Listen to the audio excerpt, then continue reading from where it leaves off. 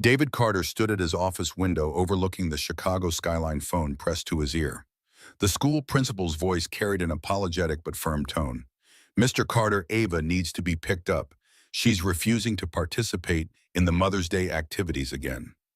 David closed his eyes, feeling the familiar tightness in his chest.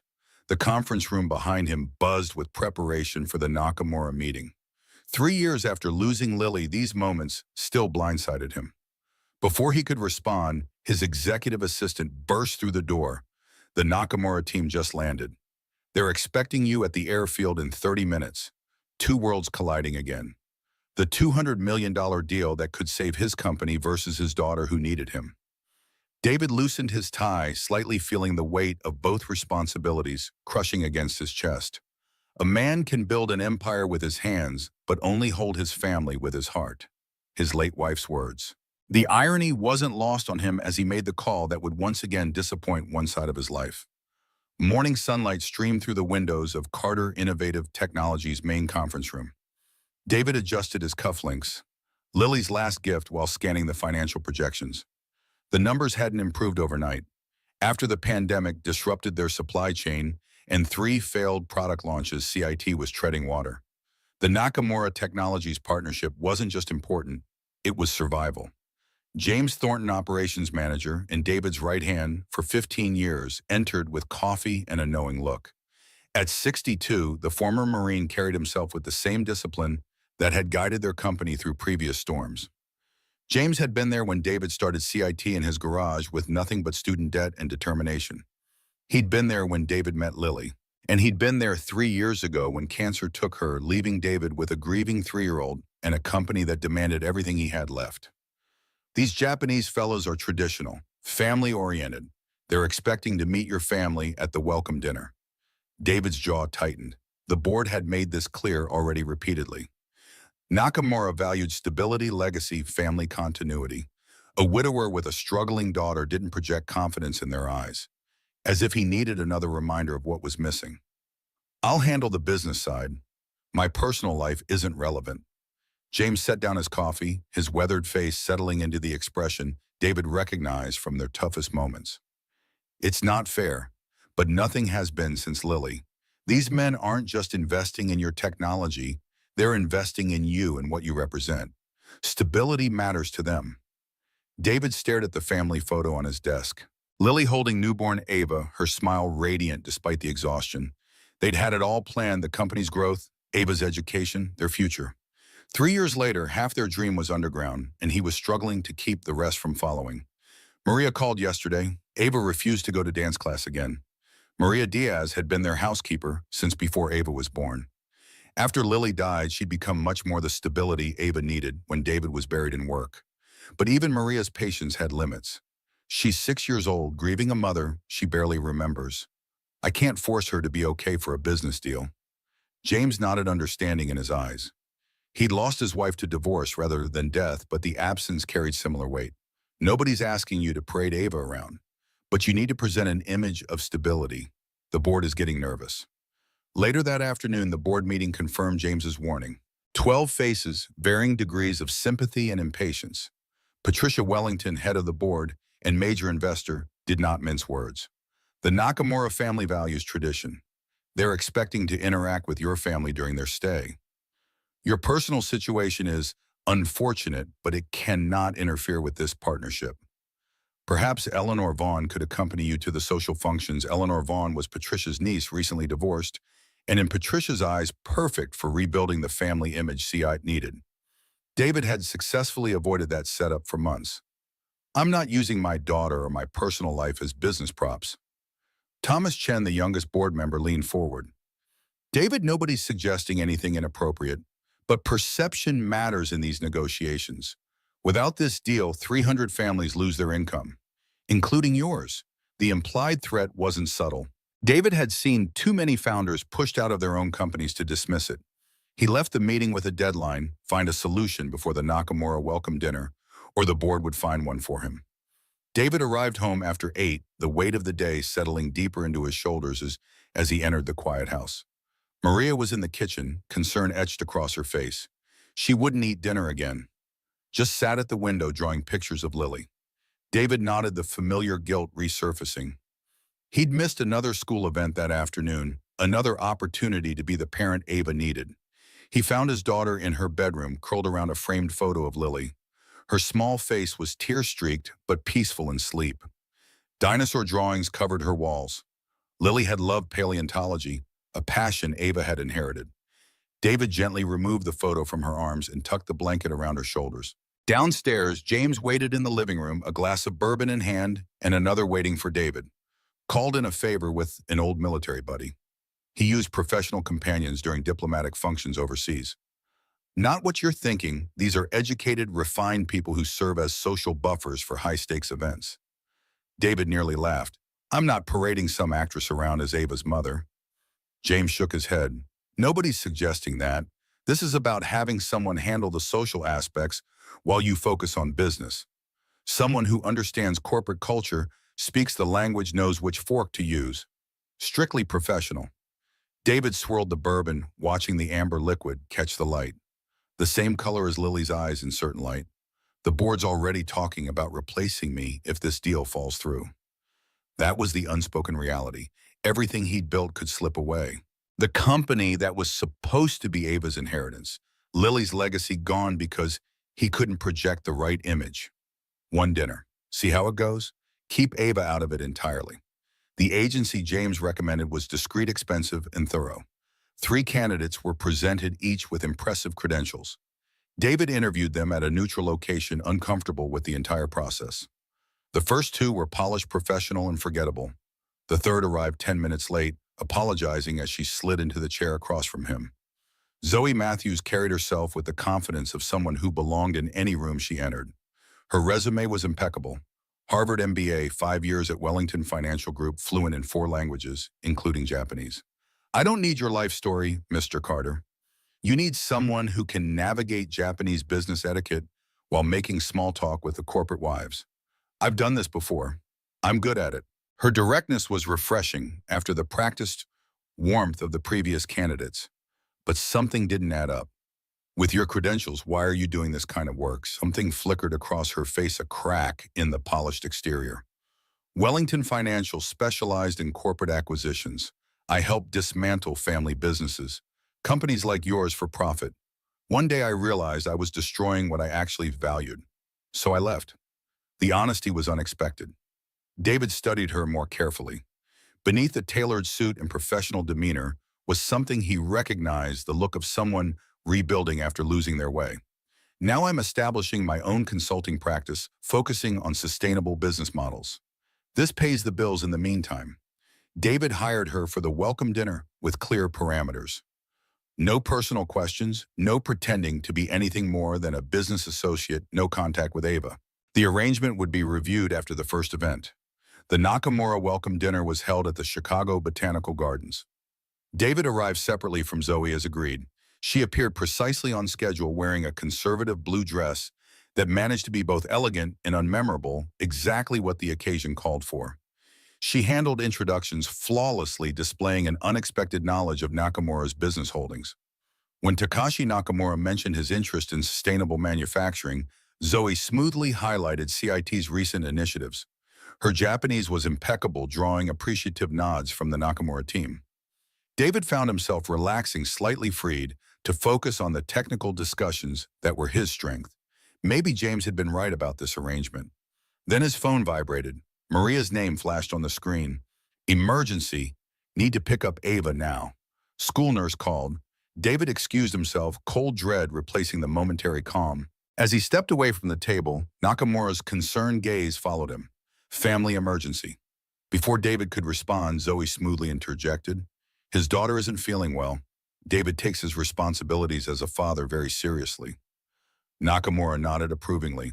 Family always comes first, Carter-san. It is why we do business at all. David's mind raced. Leaving now would derail the entire evening, possibly the partnership itself. Staying meant failing Ava again. Zoe leaned closer, her voice low.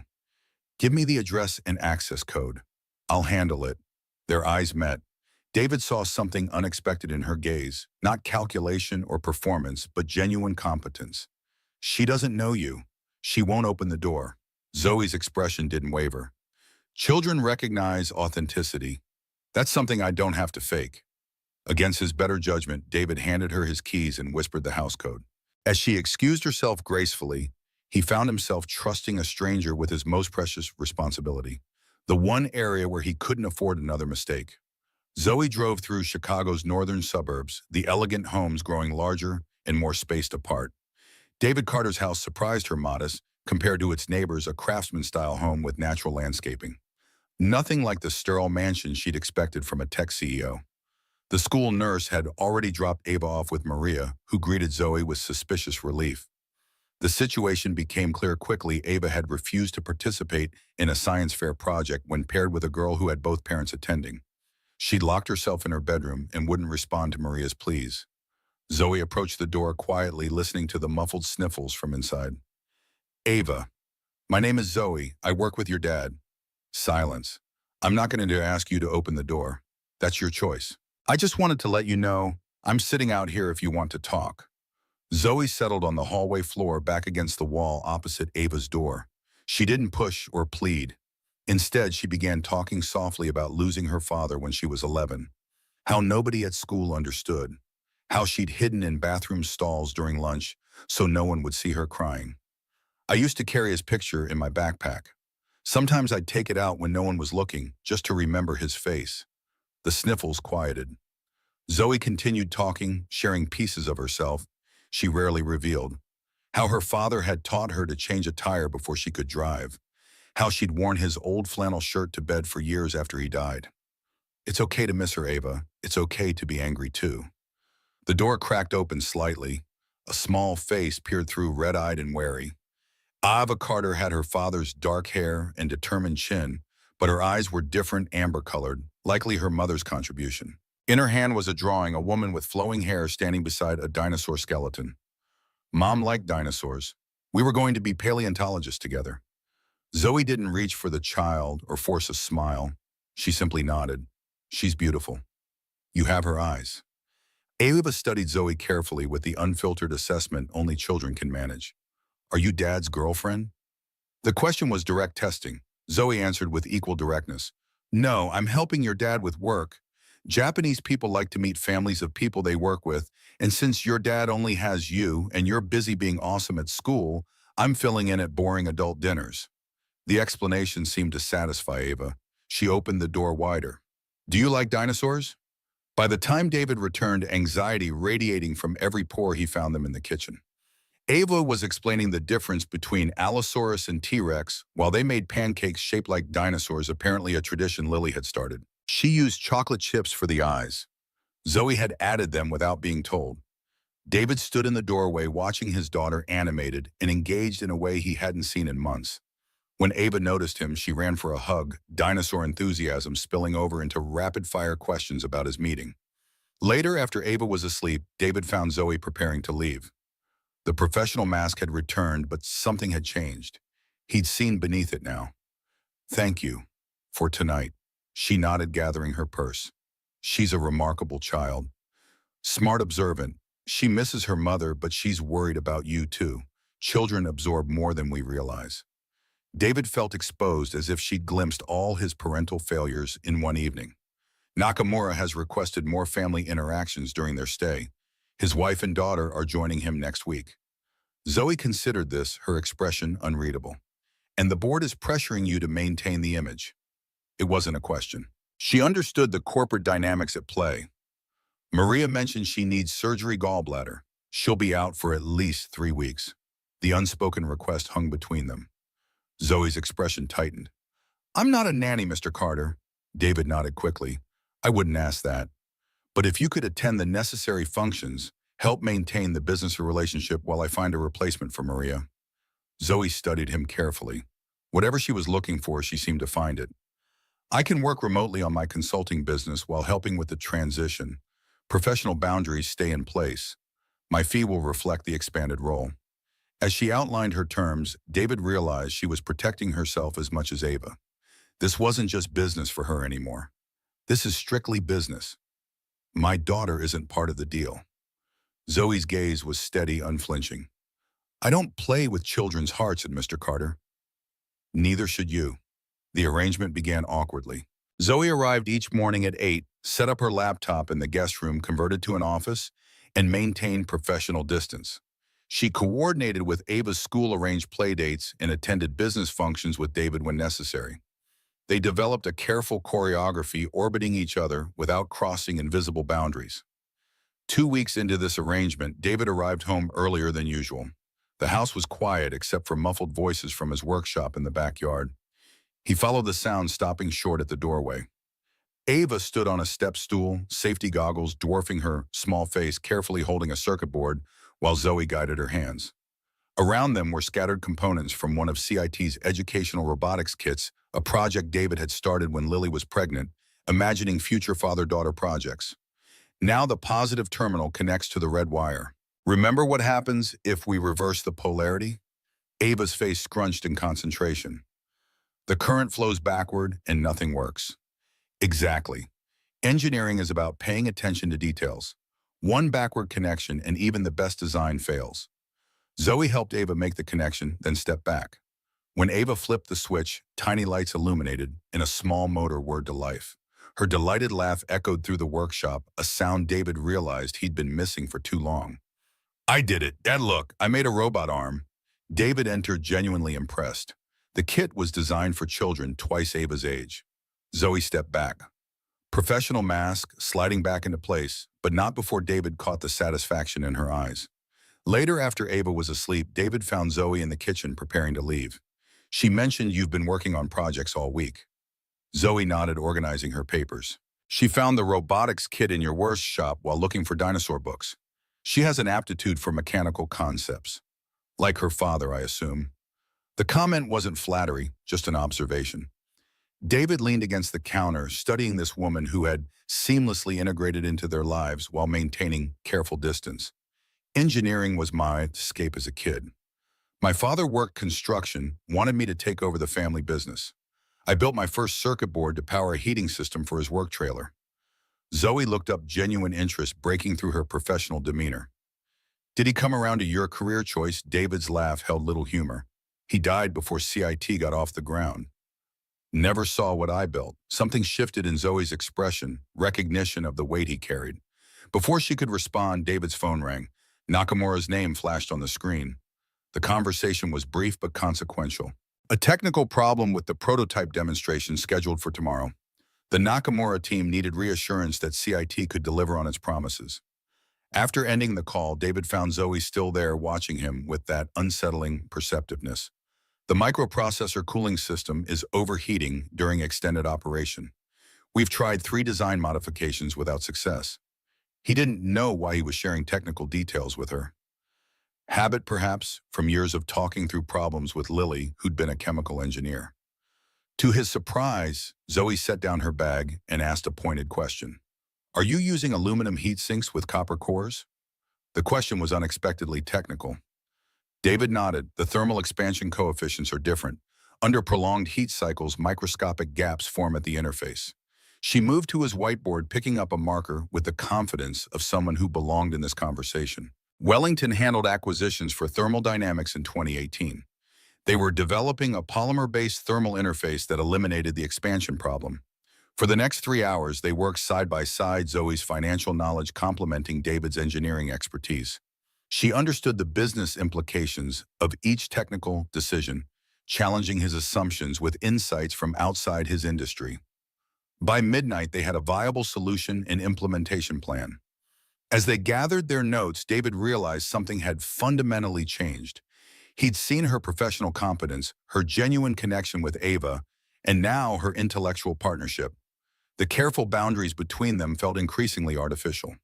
The following weeks brought a new rhythm to the Carter household. Mornings began with Ava chattering over breakfast about school projects, often dinosaur-related.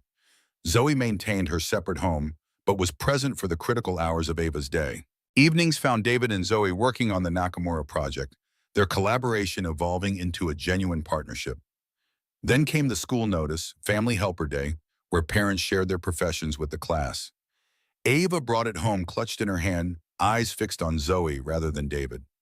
Can Mommy Z come? She helps businesses like you help robots.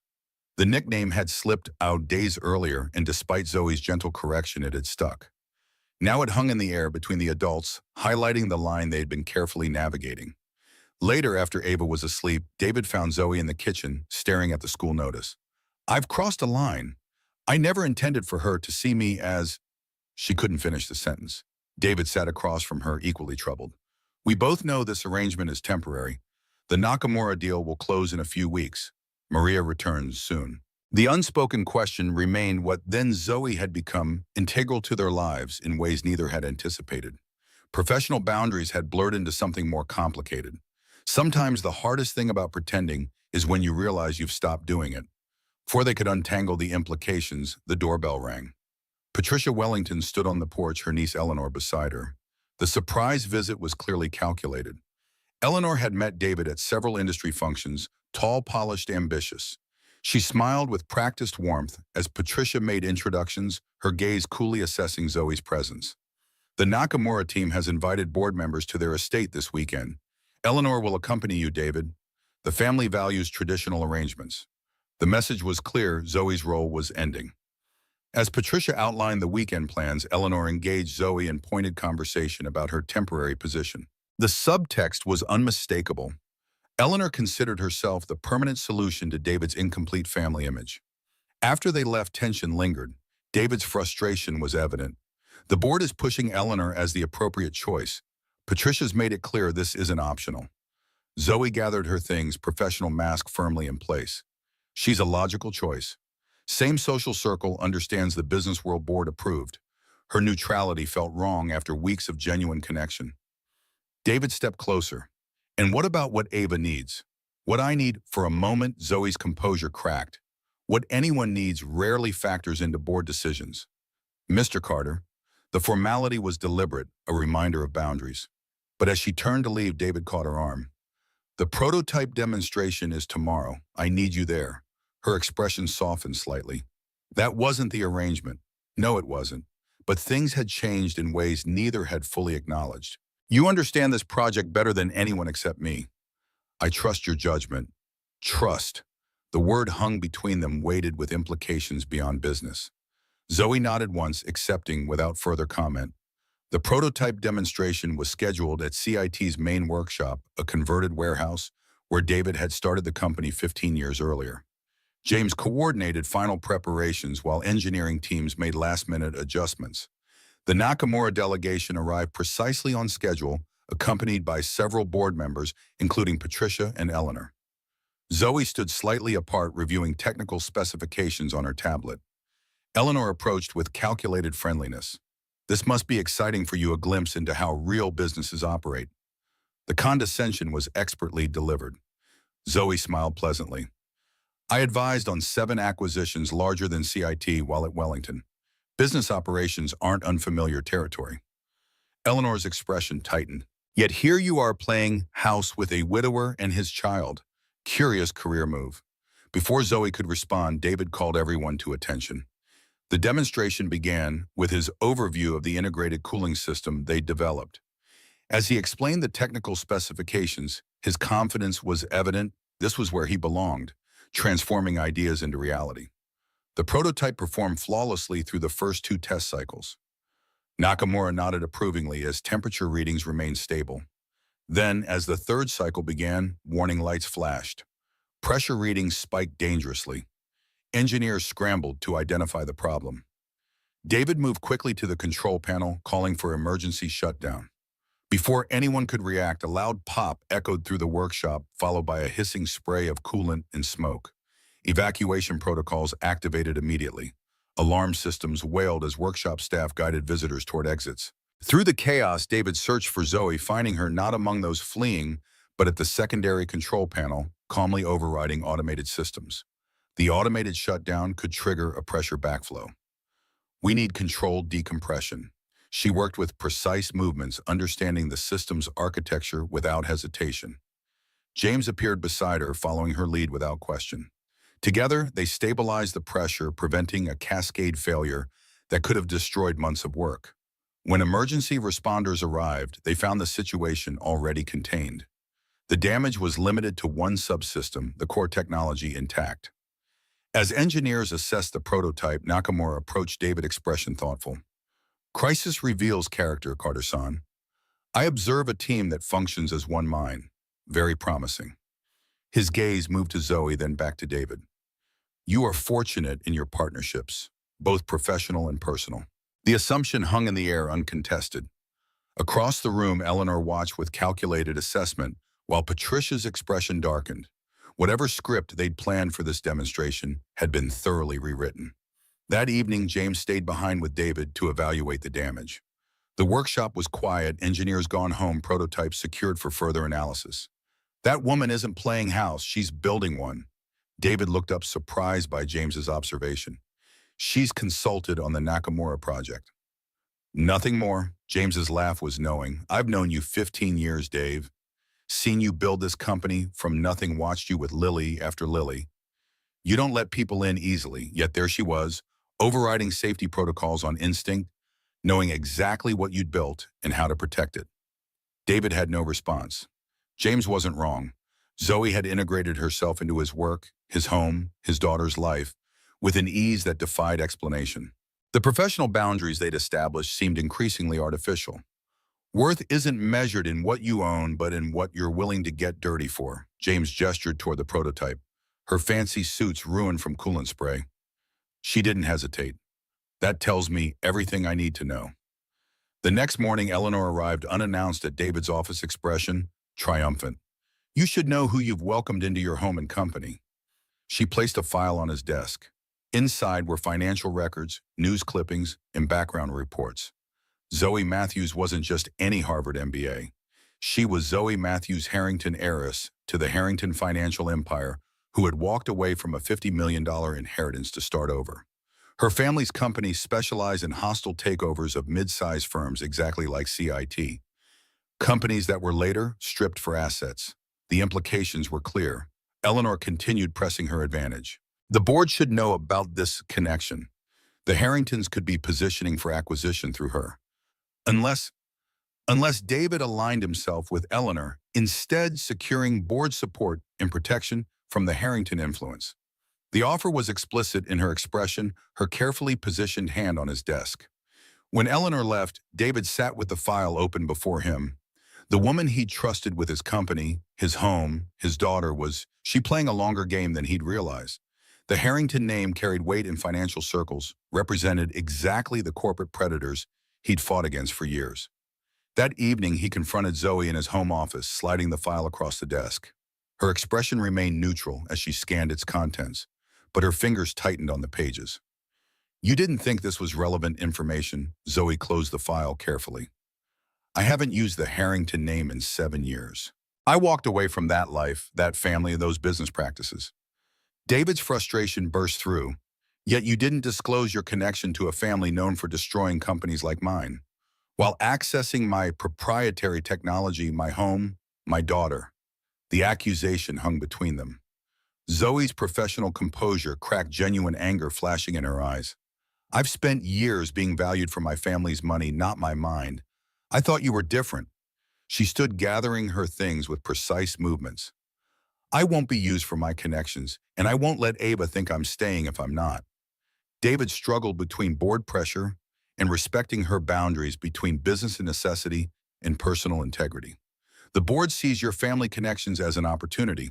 With Harrington backing, CIT could expand globally, secure the capital we need. Zoe went still, understanding the implication. You want to use my family name? The very thing I rejected to save your company. The silence between them expanded, filled with unspoken complications. You built walls to protect yourself after Lily died. But walls don't just keep pain out, they keep life out too. She left without further argument, the finality in her steps echoing through the house. When Ava asked for Mommy Z that evening, David had no adequate explanation for her absence. The following weeks brought a hollowness to the Carter household.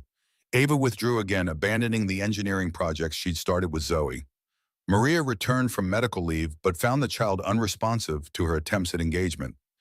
David buried himself in work, focusing on the Nakamura partnership while ignoring the growing emptiness around him. James found him late one evening in the workshop, staring at the prototype he and Zoe had saved together. Nakamura's questioning the partnership's stability. Says the energy feels different.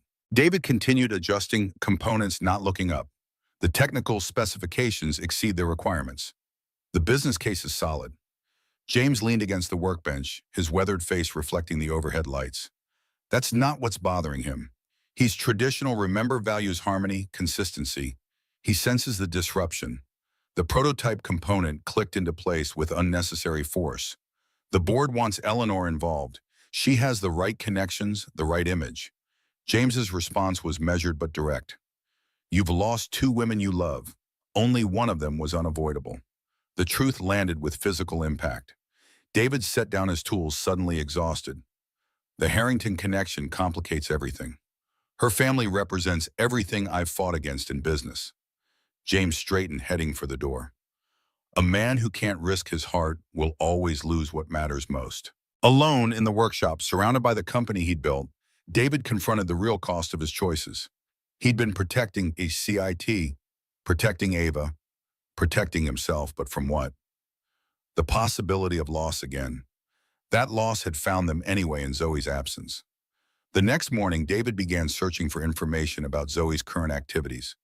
He discovered she'd launched her business accelerator for small companies affected by the pandemic.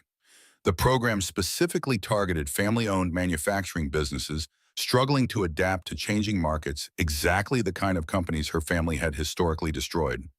Through business connections, he learned she'd been quietly covering Maria's medical expenses. That insurance didn't something she'd arranged before leaving. A gesture made with no audience, no recognition. James's words echoed, "That woman isn't playing house. She's building one." Then came the news that shifted everything. Nakamura was considering a partnership with Zoe's accelerator program instead of CIT. Her business model of supporting small manufacturers rather than absorbing them aligned with Nakamura's vision of sustainable growth. The board called an emergency meeting, blame directed squarely at David for losing both the relationship with Zoe and potentially the Nakamura partnership. Patricia was direct in her assessment. Your personal complications have endangered this company. The board has lost confidence in your judgment. The vote to replace him as CEO was scheduled for the following week. David left the meeting with the weight of 15 years of work slipping through his fingers. James found him in the workshop that evening, surrounded by discarded prototype components. Sometimes you have to tear down what you built wrong to build it right. David looked up, something shifting in his expression. CIT was never about being the biggest. It was about creating technology that made a difference. Somewhere along the way, I lost sight of that. Through the night, David reimagined CIT's approach. Rather than competing with smaller manufacturers, what if they supported them, created partnerships that preserved family businesses while expanding CIT's reach? The model was collaborative rather than competitive, much like what Zoe was building with her accelerator. By morning, he had drafted a new proposal, not just for Nakamura, but for CIT's future direction.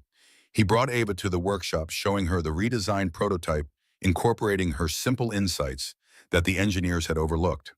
The finest things a man builds aren't made of metal and circuits, but of promises kept and bridges mended. Over the following days, David developed his proposal further. Instead of competing with Zoe's accelerator, CIT would provide manufacturing support for the businesses in her program. The approach wasn't admitting defeat, but finding a better path forward, one that aligned with his original vision for the company. James helped refine the proposal, adding practical considerations from his decades of manufacturing experience. Sometimes the strongest move a man can make is to extend his hand instead of making a fist. When the proposal was complete, David presented it first to Nakamura, who received it with thoughtful consideration. This approach honors the spirit of our discussions, Carter-san, a partnership that builds rather than consumes. I would be interested in seeing both parties collaborate. The invitation was clear. Bring Zoe into the conversation.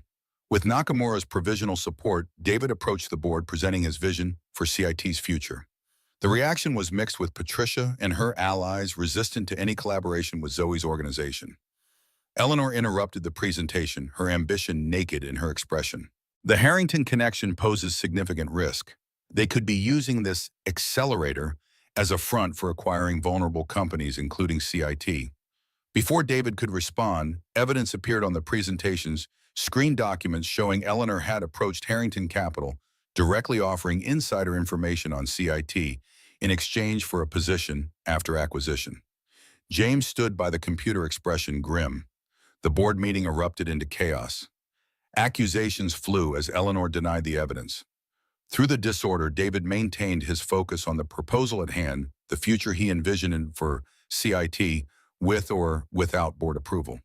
When order was finally restored, Nakamura addressed the room with quiet authority. I have observed your company through this process, not just its technology, but its character. My interest is in partnering with those who build with integrity, not those who protect position at all costs. His gaze moved deliberately to Patricia and her allies, then back to David. I believe Carter-san has demonstrated the vision and adaptability necessary for our partnership. I would like to proceed with his proposal, including collaboration with Matthew-san's organization. The board vote was no longer necessary. With Nakamura's support secured, Patricia's opposition crumbled.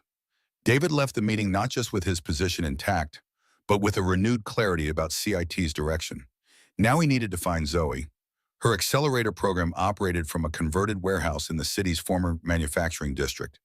David arrived unannounced, Ava beside him, carrying the robot they'd built together. The space was alive with activity. Small business owners consulting with experts, prototype development underway, community classes in progress. He found Zoe in a conference room, deep in conversation with several manufacturing representatives. She looked up as he entered, her expression guarded but not unwelcoming. David had prepared a careful business proposal, a logical approach to collaboration. But seeing her across the room, he recognized that logic alone wouldn't bridge what had broken between them. As our story reaches its turning point, make sure you're subscribed so you don't miss how this journey ends. Zoe excused herself from her meeting, greeting them with professional courtesy. Ava ran forward, immediately wrapping her arms around Zoe's waist. The genuine emotion in that embrace said everything about what had been missing from their lives. Zoe knelt to Ava's level, listening seriously as the child excitedly explained the robot they'd brought. Only after Ava had finished did Zoe look up at David, waiting for his explanation. Before he could begin, Eleanor burst into the room, face flushed with anger. Don't trust him. The board is using you to access Harrington Capital. Once the Nakamura deal closes, they'll push you out. The accusation hung in the air, damaging in its plausibility. David felt everything slipping away again, not just the business partnership, but the more important connection he'd come to repair. Then James entered, carrying a folder of documents. The evidence of Eleanor's attempted corporate espionage was irrefutable. She had approached both Nakamura and Harrington separately, attempting to position herself as the key to accessing CIT's technology. Eleanor's defense crumbled as Nakamura himself appeared in the doorway, having followed to observe this final interaction. His presence carried the weight of judgment and opportunity. Through the confrontation, Zoe remained composed, her focus not on Eleanor's accusations, but on David's response. When she finally spoke, it wasn't to address the business situation, but the personal one. You defended CIT's integrity today. That matters more than any deal. The simple statement acknowledged what David had finally understood, that some principles weren't negotiable regardless of business consequences. Ava stepped forward, then taking both their hands in her small ones, looking between the adults with the direct gaze that often cut through complications.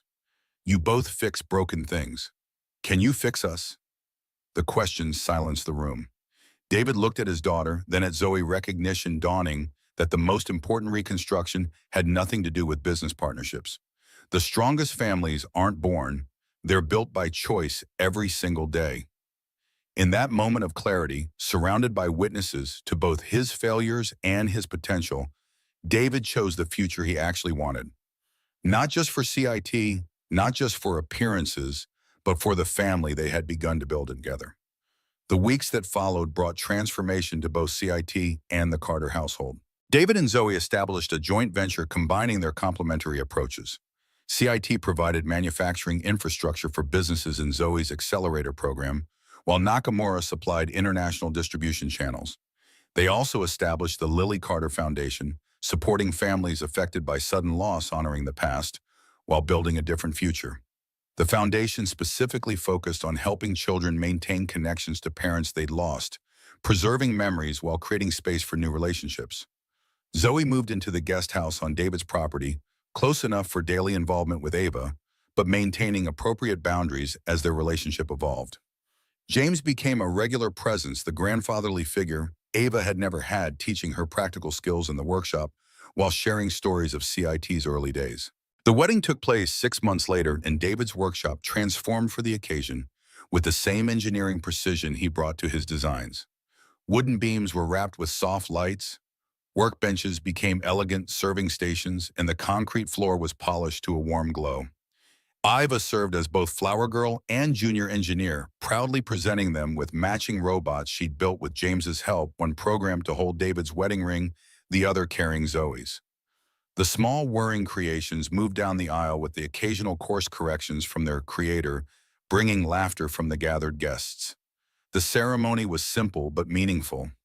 No elaborate promises, just honest commitments from two people who had found each other through grief and pretense, then built something genuine from those unlikely beginnings.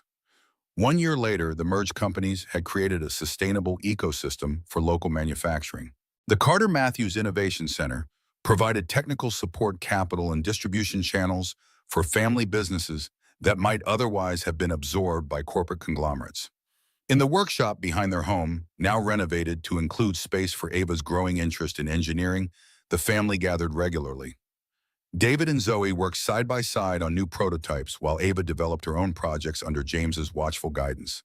On a warm spring evening, they hosted the Nakamura family genuine friendship, having grown from their business partnership. As the adults discussed sustainable manufacturing practices, Ava proudly demonstrated her first solo engineering project, a miniature dinosaur skeleton with articulated joints, combining her mother Lily's passion for paleontology with the technical skills she'd learned from David and Zoe. Later, as sunset painted the workshop in golden light, David watched his daughter explaining mechanical principles to Nakamura's granddaughter. Beside him, Zoe leaned against his shoulder, her expression content. On the wall hung a family portrait, David, Zoe, and Ava, in the workshop, with a small photo of Lily visible on the workbench beside them. Not erased or replaced, but honored as part of the foundation upon which they had built. Some men spend their lives building fortunes. The wisest build legacies. The happiest build families that do both. The future stretched before them, not perfect or without challenges, but rich with possibility. A family constructed with intention, a business built on integrity, and a love that had grown not from fantasy or convenience, but from shared purpose and genuine connection. The Nakamura deal progressed steadily through technical reviews and legal negotiations. David's reimagined approach, partnering with smaller manufacturers rather than absorbing them, resonated with the Japanese team's values. Yet something was missing from CIT's headquarters. The energy that had briefly animated the spaces during Zoe's involvement had dissipated, leaving a professional but sterile environment. David found himself lingering in the workshop after hours, refining systems that were already functioning perfectly. The technical problems were solvable, the personal void less so. Ava had stopped asking about Mommy Z directly, but her dinosaur drawings now included a third figure alongside the child and father, a woman with golden hair. One evening, James discovered David disassembling the prototype cooling system, the one he and Zoe had saved together during the demonstration crisis. She would have fixed this differently, David muttered, more to himself than James. James leaned against the workbench, watching his friend's restless adjustments. You could just call her. This whole separate business entities collaborating professionally plan of yours has one fundamental flaw. David continued working, avoiding eye contact. The board's still monitoring the situation. Patricia hasn't forgiven either of us for the Eleanor debacle. James snorted. The board. Always a convenient excuse for not dealing with what's really bothering you. David set down his tools, shoulders tense. What's really bothering me is that we have the Nakamura demonstration in 3 weeks, and this cooling system still has efficiency issues. The deflection was transparent.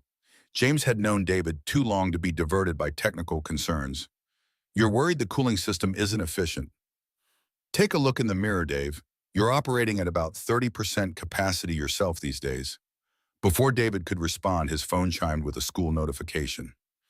Ava's science fair project was due this week, something he'd completely forgotten. One more ball dropped in his increasingly chaotic juggling act of single parenthood and company leadership.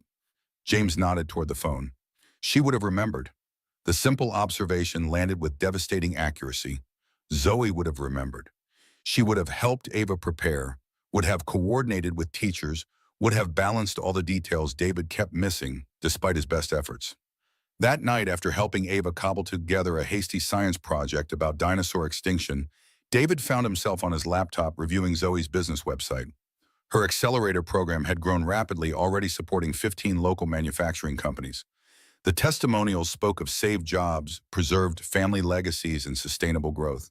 Exactly the vision David had originally had for CIT before investor pressures pushed him toward aggressive expansion. One testimonial caught his attention. Maria's brother owned a small electronics repair business that had been struggling. Now it was partnering with 3 other local companies in Zoe's network, creating a sustainable service model that larger corporations couldn't match. The next morning, David stopped by the shop on his way to work.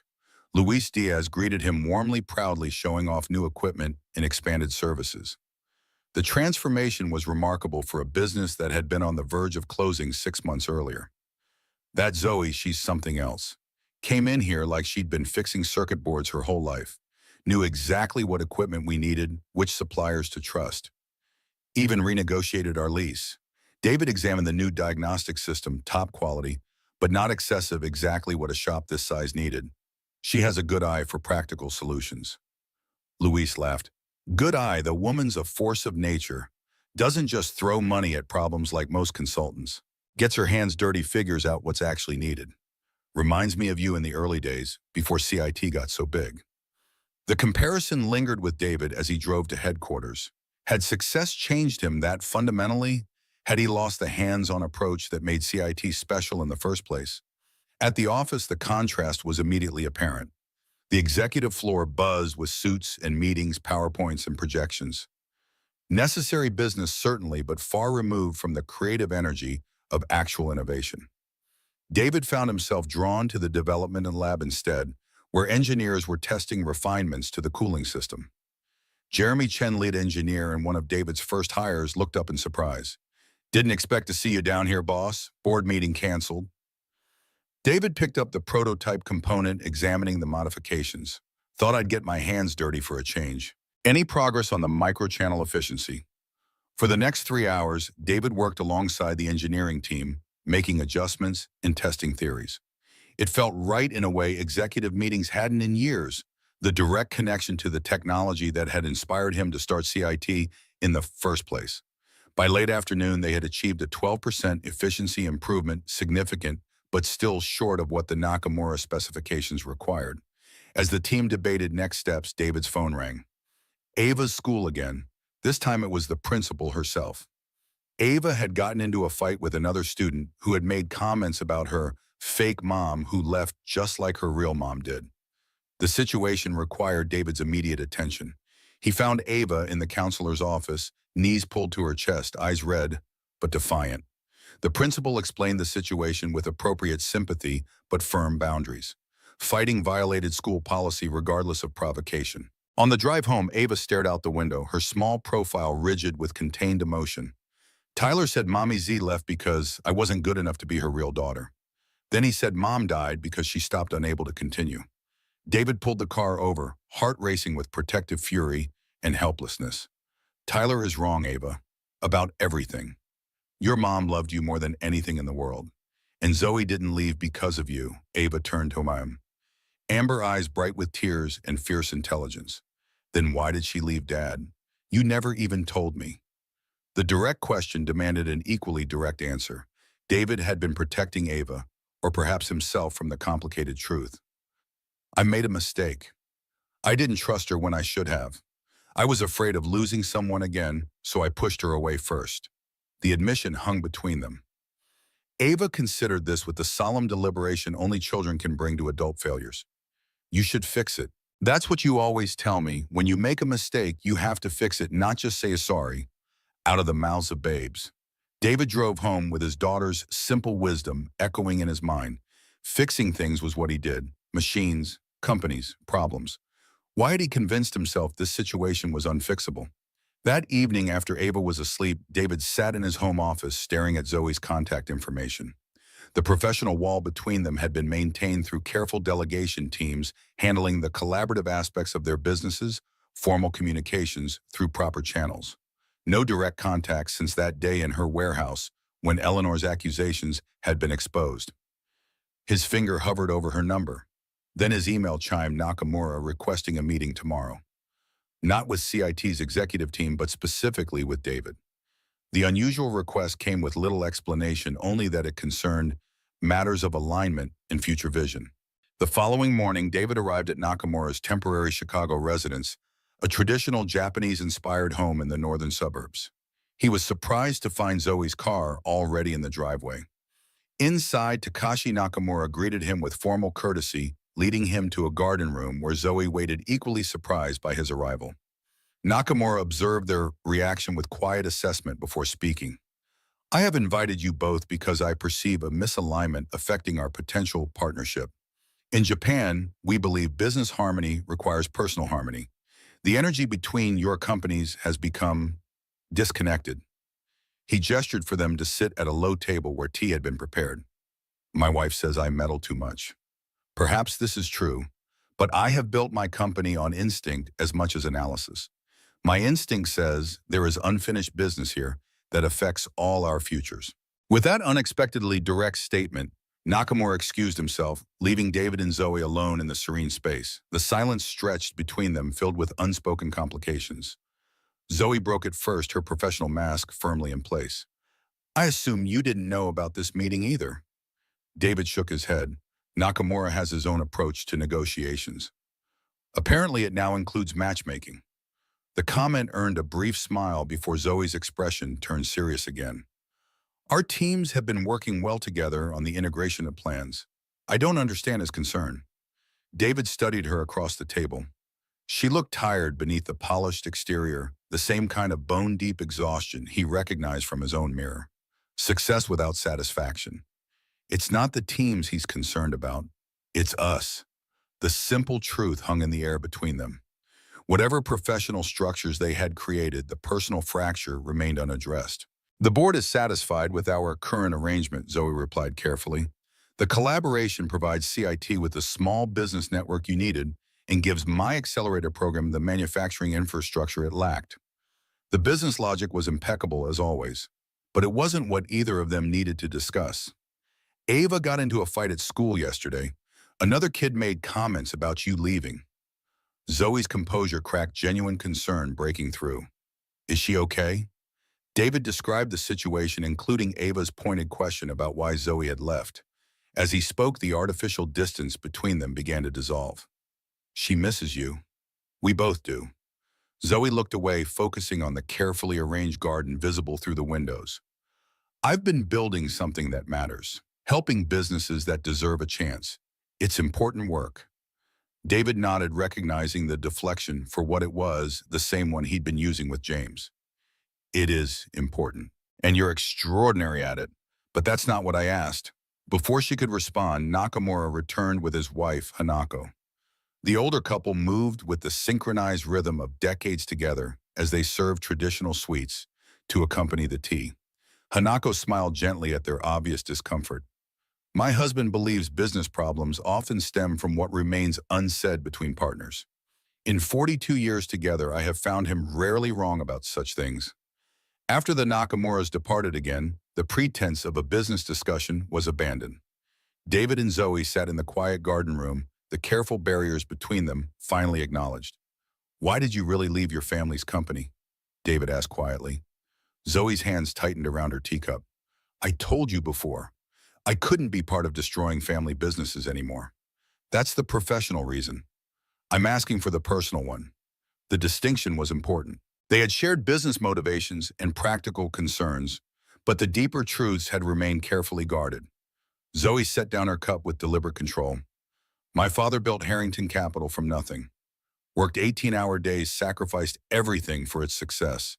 By the time I was in high school, the company was worth billions, but he was a stranger, living in the same house. When he died suddenly my sophomore year at Harvard, I realized I'd lost him years before to the very success he thought he was creating for me." The parallel to David's own path wasn't subtle. He thought of Ava's science project, hastily assembled, because he'd been too absorbed in work to remember it. "When I joined the family company After business school, I told myself I'd do it differently, but the culture was too entrenched. Success measured only in acquisition, value, and growth percentages. The human cost invisible in the spreadsheets. After we dismantled Westfield Manufacturing, 3 generations of family ownership ended in an afternoon meeting. I couldn't do it anymore. David remembered the Westfield acquisition. 200 jobs lost, a community cornerstone dismantled for its patent portfolio and customer list. So you walked away from $50 million and your family legacy. Zoe's smile held no humor. Money can't replace what really matters. I learned that watching my father's empire grow while his life shrank. I didn't want that to be my story too. The honesty between them felt both fragile and necessary, a foundation being rebuilt after the initial structure had collapsed.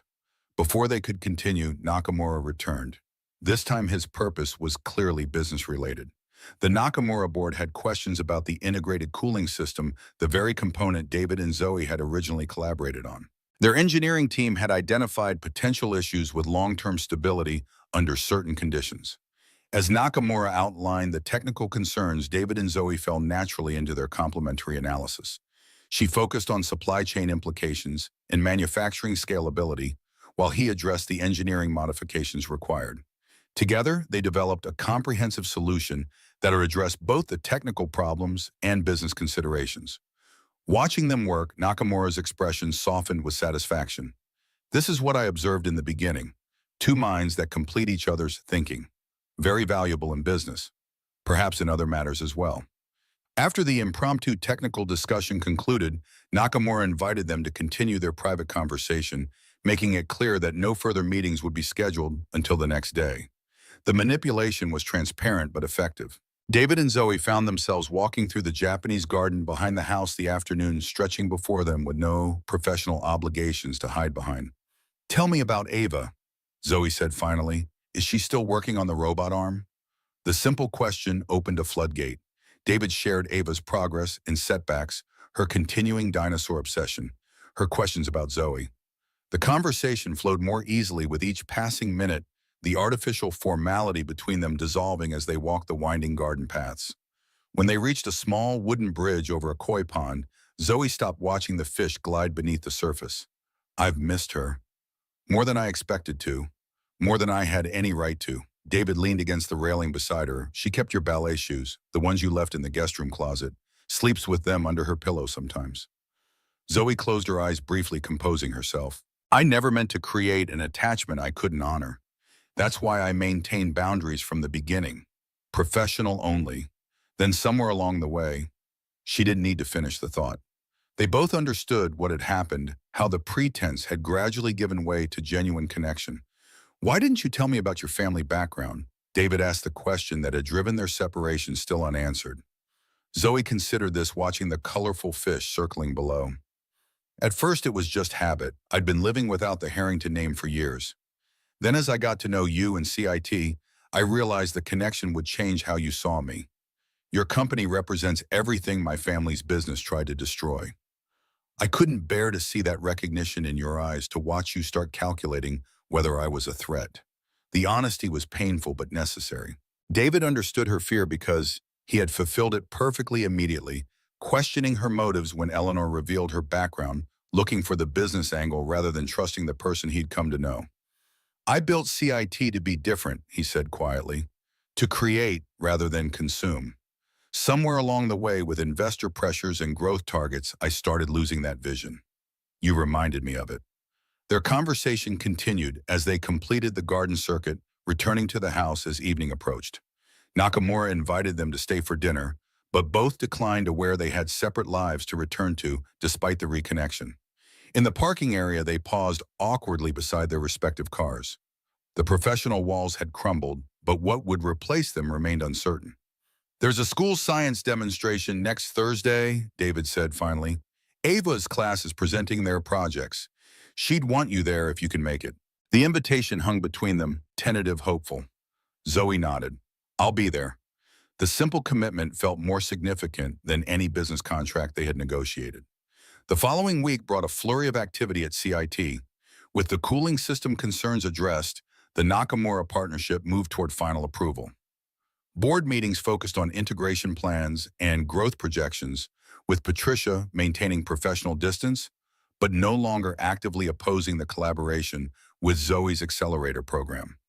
David found himself delegating more executive tasks to focus on the technical challenges that still energized him. He left the office earlier, making time for Ava's school events and project assistance. The change didn't go unnoticed. James commented on it as they reviewed prototype modifications in the workshop. "You seem more like yourself these days. Less CEO, more engineer. Meeting with Nakamura must have gone well." David adjusted a component calibration, avoiding James's knowing gaze. "The partnership's on track. Final approval should come through next week," James chuckled. "Wasn't talking about that partnership." Before David could respond, his phone chimed with a message from Zoe. A simple confirmation that she would attend Ava's science presentation the next day, followed by a question about whether they should arrive separately or together. The practical consideration carried emotional weight neither could ignore. That night, David helped Ava prepare her presentation one last time. She had created a model showing how different dinosaur species adapted to environmental changes, complete with a small mechanical component that demonstrated movement evolution. Her excitement about sharing it with her class was palpable, but something else clearly weighed on her mind. "Is Zoe really coming tomorrow?" she asked, finally carefully adjusting a tiny T-Rex arm. David nodded, watching her reaction closely. "She promised she would be there." Ava considered this with solemn deliberation. "Is she coming because of my project, or because of you, the directness of children?" David set down the model piece he'd been holding. "Both, I think. She cares about you and your work, and she and I are trying to figure some things out." Ava nodded, satisfied with this honest, if incomplete, answer. "Tyler said his parents tried to figure things out too, but his dad still left. He said all grown-ups lie about staying." The pain behind her words was clear. David pulled her into a gentle hug. "Not all promises get kept, Ava. That's true. But the ones that matter most are worth fighting for, even when it's hard. That's something your mom taught me." The next morning, David arrived at the school early to help set up Ava's display. The gymnasium buzzed with activity as parents and children arranged projects on designated tables. Ava kept glancing toward the entrance, her excitement mixed with visible anxiety about whether Zoe would actually appear. When Zoe finally walked through the doors, Ava froze momentarily, then bolted across the room. Zoe knelt to receive the child's enthusiastic hug, her composed expression softening into genuine joy. David watched the reunion from across the room, the rightness of it striking him with physical force. The science presentation proceeded with organized chaos as 26 third graders explained their projects to circulating adults.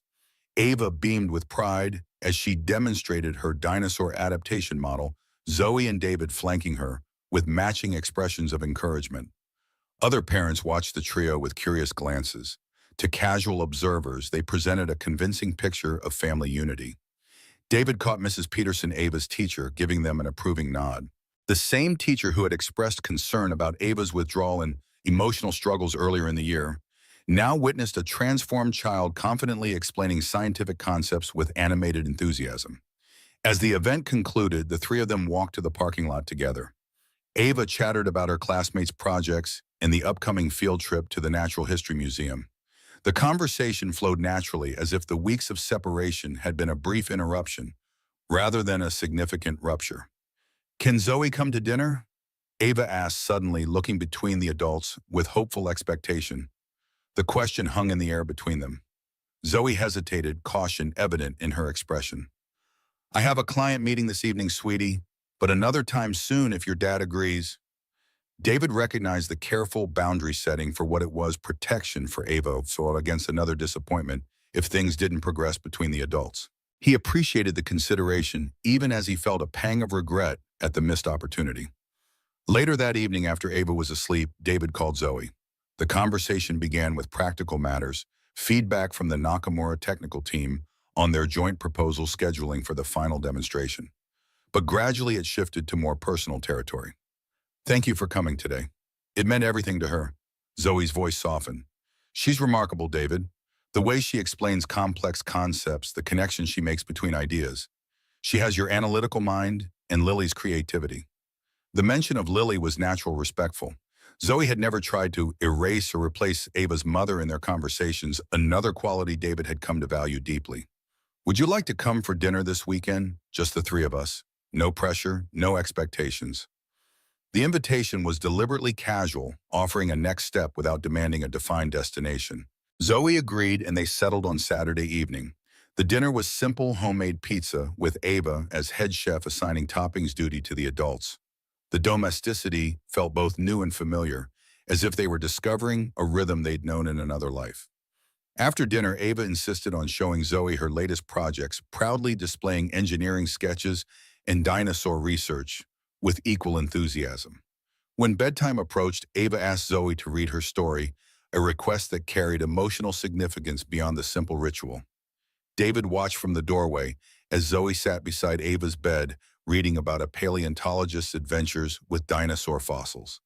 The scene embodied everything he'd been missing, not just for Ava, but for himself as well. A sense of completeness he hadn't felt since Lily's death. After Ava fell asleep, David and Zoe moved to the back porch the spring evening, mild enough for sitting outside. The conversation flowed easily, covering business developments, community projects, and gradually more personal territory. The professional pretense that had initially brought them together seemed distant, now replaced by genuine connection. "I've been thinking about what you said about your father," David said finally, "about building an empire while losing what mattered." Zoe nodded, understanding where his thoughts were leading. "You're worried you're on the same path with CIT and Ava." It wasn't a question. She had always seen through his professional facade to the core concerns beneath. The company was supposed to be for her future. "Now I wonder if I've been sacrificing her present for a legacy she may not even want." Zoe considered this, her expression thoughtful in the soft porch lighting. "What did you want when you were her age?" The question was unexpectedly insightful. David thought back to his childhood, the son of a construction worker who valued practical skills over academic achievements. "I wanted to build things. Not houses like my father, but machines that could change how people lived." He thought it was a waste of time tinkering with circuits instead of learning real work. "When I got the scholarship to engineering school, he said college would teach me useless theories instead of how the world actually operated." The old wound had healed, but left its mark. David rarely spoke about his father's dismissal of his dreams, the tension that had never fully resolved before the older man's death. "You proved him wrong," Zoe observed. "CIT's technology is used in medical devices, sustainable energy systems, educational tools. Very real impact on very real lives." David nodded, acknowledging the truth in her assessment. But he wasn't entirely wrong either. The more successful CIT became, the more disconnected I got from the actual building. More meetings, fewer prototypes. After Lily died, I threw myself into the business side completely. It was easier than facing the emptiness at home. The admission felt significant, acknowledging the avoidance pattern that had shaped his years as a single parent. Zoe didn't offer platitudes or easy reassurance, just quiet understanding. "What would you change if you could redesign your role at CIT?" It was the perfect question, framed in terms he inherently understood. Not "what do you want," but "how would you rebuild this a designer's approach to a life problem?" "I'd refocus on innovation. Let the business team handle growth and acquisitions. Spend more time in the workshop with the engineering group, less time in boardrooms discussing market penetration." Zoe smiled slightly. "You already have the authority to make that happen. You're the founder and CEO." David laughed, the sound surprising both of them. "Turns out being the boss doesn't always mean you can do what you want. Board expectations, investor pressures, market demands, they create their own kind of prison." It wasn't self-pity, but honest assessment. The constraints were real, even at his level of authority. "Then change the structure," Zoe suggested. "You're an engineer. If a system isn't working, you redesign it. CIT is just another system." The simplicity of her framing cut through months of circular thinking. Before he could respond, his phone buzzed with an urgent message from James. An unexpected problem had developed with the prototype cooling system, the same component they'd been refining for the Nakamura demonstration. The technical team was struggling to resolve it before morning testing. David looked at Zoe apologetically. She waved away his concern. "Go. Some emergencies can't wait." He hesitated, torn between the professional crisis and the personal moment they'd been building toward. "We're not finished with this conversation." Her smile held warmth and promise. "I know. We're just getting to the interesting part. The prototype emergency consumed the next 48 hours. David worked alongside the engineering team troubleshooting the cooling system failure. The problem was fundamental, a materials interaction they hadn't anticipated under extended operation. As they implemented various solutions, each addressing part of the issue, but creating new complications, David found himself wishing for Zoe's perspective. Her ability to see both the technical details and broader implications had proven invaluable during their previous collaboration. On the second evening, with the Nakamura demonstration looming and no complete solution in sight, David finally called her. The technical explanation tumbled out without preamble, engineer to engineer, rather than man to woman. Zoe listened carefully, asking precise questions about the thermal, expansion coefficients, and material tolerances. "Send me the schematics," she said finally. "I may have an idea." 20 minutes later, Zoe arrived at CIT's workshop, immediately joining the technical discussion. Her suggestion was unexpected, a composite material approach, using principles from restoration techniques in her family's art collection. The Harrington compound used specialized climate control systems for preserving antique furniture and artwork. The materials had to withstand temperature fluctuations without warping or separating. We adapted similar principles for one of my accelerator companies that refurbishes vintage electronics. The engineering team was skeptical but desperate enough to attempt her solution. By morning, they had implemented a modified version that addressed the core failure points. Preliminary testing showed promising results, not perfect, but significantly improved stability under extended operation. As they waited for the final test cycle to complete, David and Zoe found a quiet moment in his office. The professional collaboration had been seamless. Their complementary approaches creating solutions neither would have developed alone. "We work well together," David observed. Zoe nodded, fatigue evident beneath her composed exterior. "Always have, even when we were just pretending." The simple acknowledgement of their unusual beginning brought unexpected lightness. David smiled. Pretending to be business partners led to actually becoming business partners. Ironic considering how it started. Zoe's expression softened with humor. "Pretending to be what exactly? I'm not sure we ever defined that part very clearly." The unspoken question hung between them. What were they to each other now? Business collaborators, certainly. Friends, increasingly. But the potential for more remained deliberately unaddressed. Before David could respond, James knocked on the door with news the final test cycle had completed successfully. The cooling system was stable, meeting all required specifications for the Nakamura demonstration. The crisis had been averted through their combined efforts. The successful resolution brought its own momentum. The next 2 days passed in a blur of preparation for the Nakamura presentation. Technical documentation, manufacturing projections, implementation timelines all required finalization before the Japanese team's final review. David and Zoe worked closely together, their business partnership functioning with the same intuitive rhythm that characterized their personal interactions. The night before the presentation, the core team gathered for final preparation.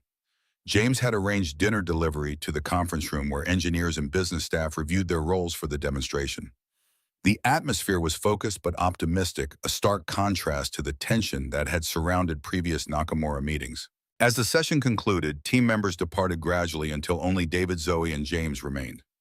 James gathered his notes with deliberate slowness, observing the two of them with barely concealed satisfaction.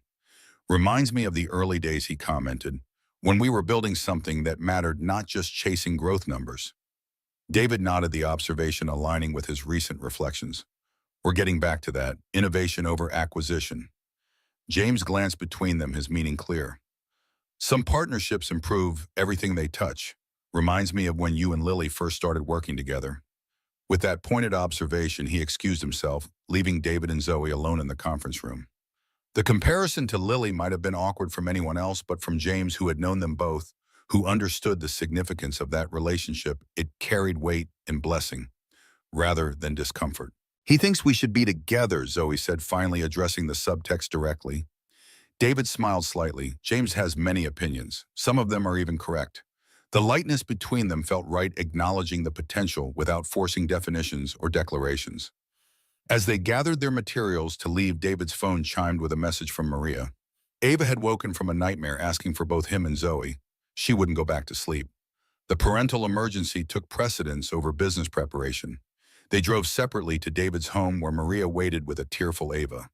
The child had dreamed that Zoe left again, that her father disappeared like her mother had, leaving her completely alone. The fear was primal, understandable given her history of loss. Zoe sat on the edge of Ava's bed, gently stroking her hair, while David held her small hand. Together they reassured her, addressing the fear directly rather than dismissing it. People can't promise never to leave, sweetie, Zoe said softly. That's not how life works. But we can promise to care about you, to be honest with you, and to try our very best to be here when you need us. The careful truth offered no false guarantees, but genuine commitment. Ava's breathing gradually slowed, her body relaxing as the immediate panic subsided. Can you stay tonight? She asked Zoe, her voice small and uncertain. The question carried implications beyond the immediate request. Zoe glanced at David, a silent question in her eyes. He nodded slightly. The decision was hers to make. I'll stay until you fall asleep, Zoe promised. And I'll be here in the morning to have breakfast before your dad and I go to our big meeting. The commitment was measured, responsible, protecting Ava from expectations that might not be fulfilled while offering the reassurance she needed in the moment. David recognized the careful balance Zoe maintained, respecting boundaries while acknowledging the deepening connection between them all. After Ava finally drifted back to sleep, David and Zoe moved to the living room, the late hour, in emotional intensity, creating an intimacy that had been building since their reconciliation began. Thank you for coming, for handling that so perfectly. Zoe's expression was thoughtful as she curled into the corner of the sofa. Children's fears are rarely irrational. She's experienced profound loss. The fear of it happening again is natural. David nodded, understanding the insight came partly from Zoe's own childhood experience of losing her father. After Lily died, I read every book on childhood grief I could find. Tried to do everything right, maintain routines, validate feelings, preserve memories. But nothing prepared me for the random moments when it all resurfaces. The Mother's Day projects, the family tree assignments, the nightmares. Zoe's gaze held no pity, just recognition. You've done remarkably well. She's resilient, emotionally intelligent, secure enough to express her fears instead of hiding them. That's the result of good parenting, David. The validation meant more coming from her than from any parenting expert. Zoe had seen them at their most vulnerable, had connected with Ava in ways that couldn't be manufactured or performed. Stay, David said suddenly. Not just until morning, stay with us. The words emerged without planning, but with absolute clarity. Zoe stilled, studying his expression carefully. That's a significant request. He nodded, acknowledging the weight of what he was asking. Not as my hired girlfriend. Not as a business partner. As your complicated family history, trust issues, professional ambitions, all of it. Stay because we're better together than apart. Because Ava needs you. Because I need you. The unvarnished honesty hung between them. Zoe's expression remained guarded, though something shifted in her eyes. You're asking for a lot very quickly. David shook his head. I'm asking for what we've been circling around since the beginning. The real connection beneath the pretense. We can figure out the details, living arrangements, integration timelines, public narratives. But the foundation has already been built. We just need to acknowledge it. Zoe stood, moving to the window that overlooked the backyard workshop where they had first connected over robot building and engineering principles. When she turned back, her expression had cleared to decisive calm. I'll stay tonight in the guest room. We'll get through the Nakamura presentation tomorrow. Then we'll talk about next steps with Ava included in the appropriate parts of the conversation. This isn't just about us. The measured response was perfectly Zoe, neither rejecting the possibility nor rushing into it without proper consideration. David recognized the wisdom in her approach, the careful protection of all three hearts involved in this potential reconfiguration. That sounds exactly right. The following morning brought domestic simplicity as they prepared breakfast together, Ava bouncing between them with renewed energy. The nightmare fears had subsided in the light of day, replaced by excitement about having both adults present for her morning routine. She chattered about school projects and weekend plans as if Zoe's presence were already an established part of their lives. As they prepared to leave for the Nakamura presentation, Ava hugged them both fiercely. Good luck with your big meeting. I know you'll fix the cooling problem. You can fix anything together. The childish confidence carried its own wisdom. In the car driving to CIT headquarters, David and Zoe exchanged a smile of shared understanding. Whatever personal complications remained unresolved, their professional partnership had proven Ava's assessment correct, Mo. Together, they did indeed fix things that neither could address alone. The Nakamura presentation proceeded with precision and confidence. The Japanese team's questions were addressed thoroughly, technical specifications, confirmed implementation timelines established. As the demonstration concluded successfully, Nakamura himself approached David and Zoe with evident satisfaction. You have created something unusual here, a partnership that honors tradition while embracing innovation. My board is prepared to move forward with full implementation. The formal announcement would follow proper protocols, but the commitment was clear. The CI-Nakamura partnership was secured with Zoe's accelerator program integrated as a key component. The professional triumph represented months of work and adaptation, a new direction for CIT that balanced growth with values. As the meeting concluded and team members celebrated quietly, Patricia Wellington approached David with carefully measured professionalism. The board is pleased with the outcome. Your collaboration with Ms. Matthews-Harrington has proven more beneficial than anticipated. The acknowledgement wasn't quite an apology for her previous opposition, but it represented significant concession nonetheless. David accepted it with equal professionalism, aware that some bridges could be rebuilt even after significant damage. Later that afternoon, as the formal proceedings concluded, David found Zoe in his office reviewing final documentation. The professional victory had energized them both, but the personal questions remained unresolved. You were right, David said simply, about changing the structure when a system isn't working. CIT needed reinvention, not just expansion. Zoe looked up, her expression softening. Some foundations are worth preserving. You built something valuable here. It just needed reconnection to its original purpose. The observation applied to more than the company. David moved closer, the professional pretense between them increasingly unnecessary. I'm restructuring my role at CIT, promoting James to Chief Operations Officer, creating a new position focused on innovation development, my primary responsibility going forward. Less boardroom, more workshop. Zoe nodded approval, evident in her expression. Designing the life you actually want instead of the one expected of you. Brave move. David smiled slightly. I had a good example to follow. Someone who walked away from $50 million to build something authentic. The reference to her own courage in leaving Harrington Capital brought answering warmth to Zoe's expression. And the personal restructuring, she asked quietly. The us question we keep circling. Before David could respond, the door opened as James entered with Ava and Maria. The child launched herself at both adults, eager to hear about the meeting results. Her enthusiasm created momentary chaos as she demanded details about the prototype demonstration and Nakamura's reaction. As the impromptu family celebration continued, the answer to Zoe's question materialized without words. The four of them, David, Zoe, Ava, and James, formed a natural unit, connections strengthened through shared purpose and genuine care rather than artificial arrangement. The structure was already taking shape, requiring only conscious acknowledgement and deliberate nurturing. That evening, after the professional celebrations concluded, David invited the core team to his home for a more personal gathering. Engineers who had worked through the night on the cooling system business, us staff who had coordinated the complex partnership details, James, who had supported the entire process, all gathered in the backyard for a cookout that blended professional achievement with friendship. As sunset painted the sky in golden hues, David found Zoe standing near the workshop watching Ava demonstrate robot arm operations to several fascinated engineers.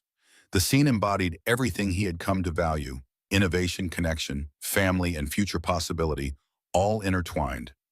I've been thinking about your question, he said quietly, about restructuring the personal side of things.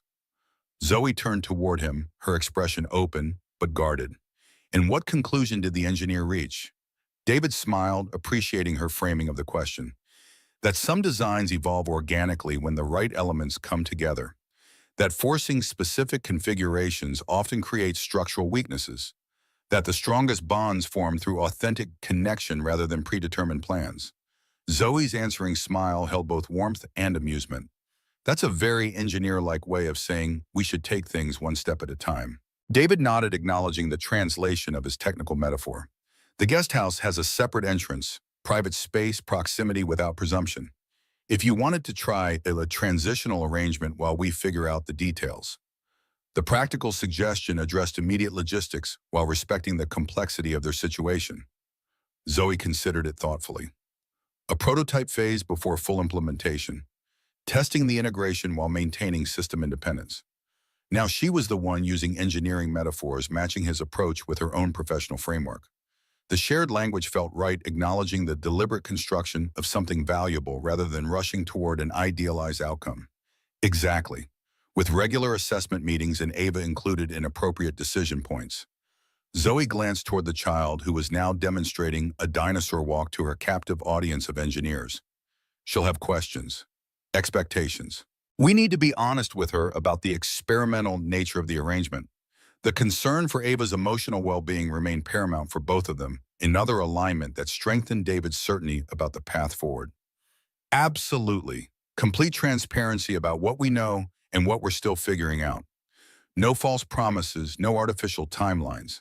As they stood together watching the gathering, the future began taking tangible shape between them. Not a perfect resolution or fairy tale ending, but something more valuable, an authentic foundation built on shared values, mutual respect, and genuine connection. James approached with a knowing smile, offering fresh drinks and pointed observations about the successful day. His approval of their evolving relationship was evident in every glance and comment, the surrogate father figure blessing a union he had quietly facilitated from the beginning.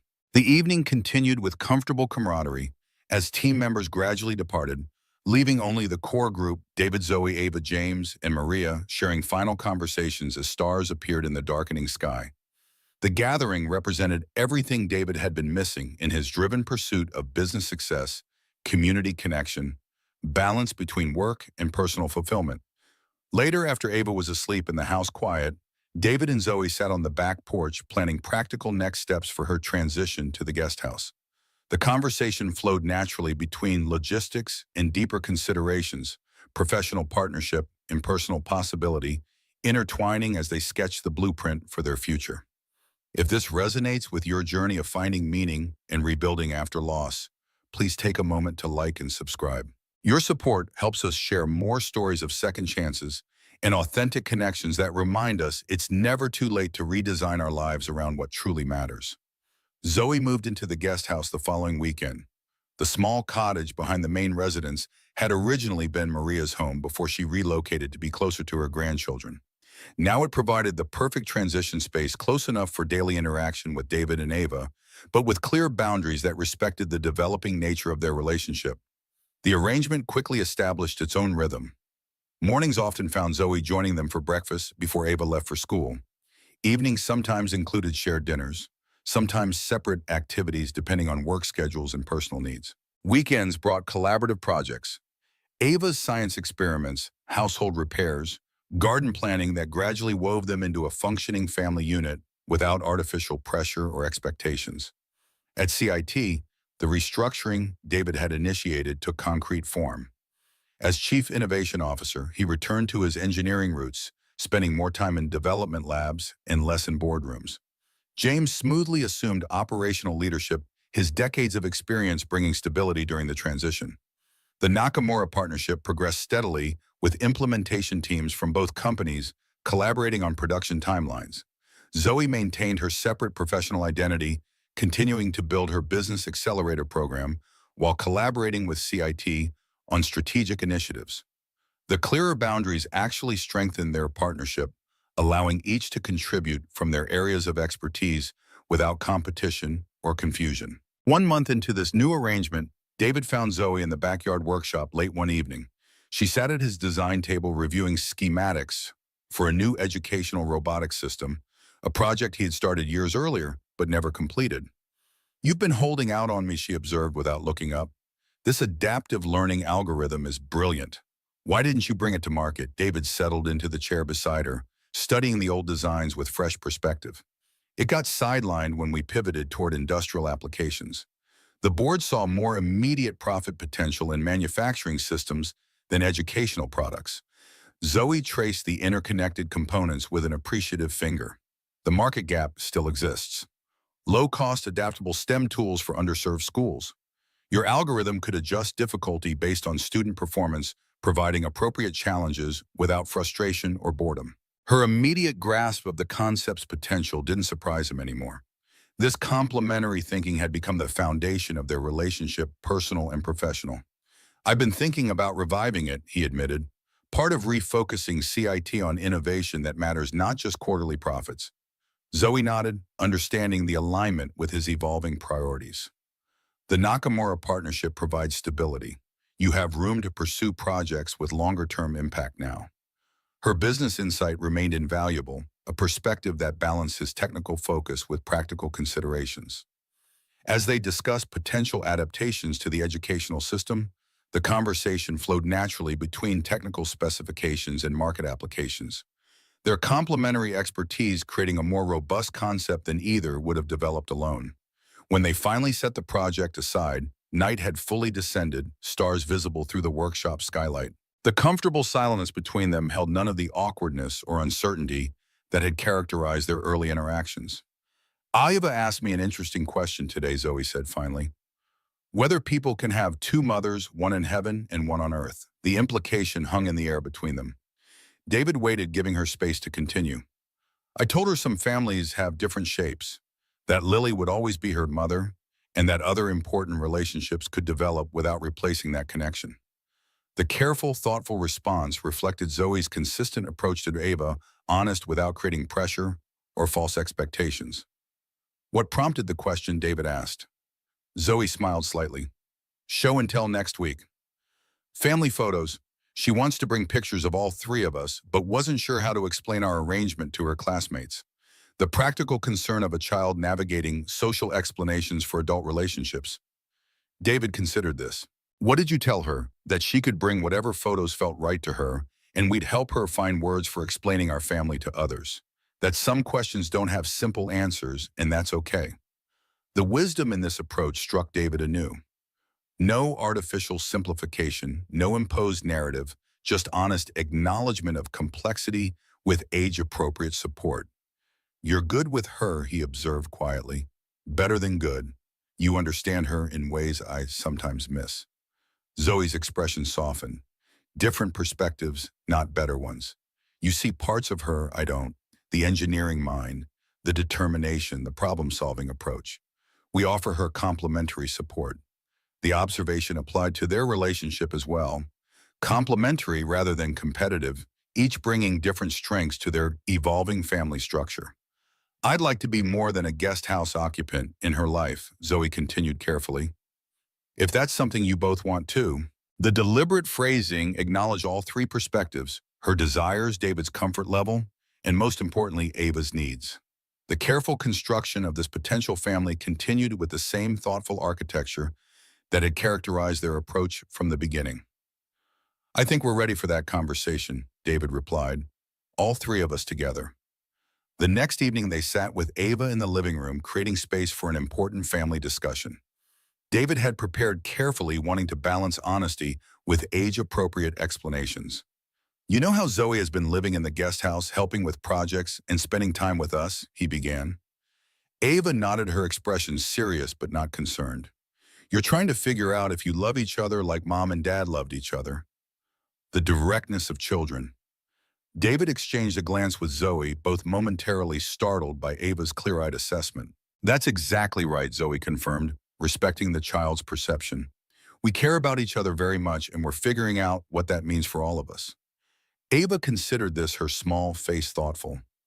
"If you love each other, will Zoe live in the big house instead of the guest house?" The practical question reflected concrete thinking rather than emotional concern. David nodded. "Eventually that might happen. But we wanted to talk with you about how you would feel about that, about Zoe being a more permanent part of our family." Ava turned to Zoe, her amber eyes so like Lily's, serious and direct. "Would you be my second mom? Like how Jamie has a stepmom and a real mom?"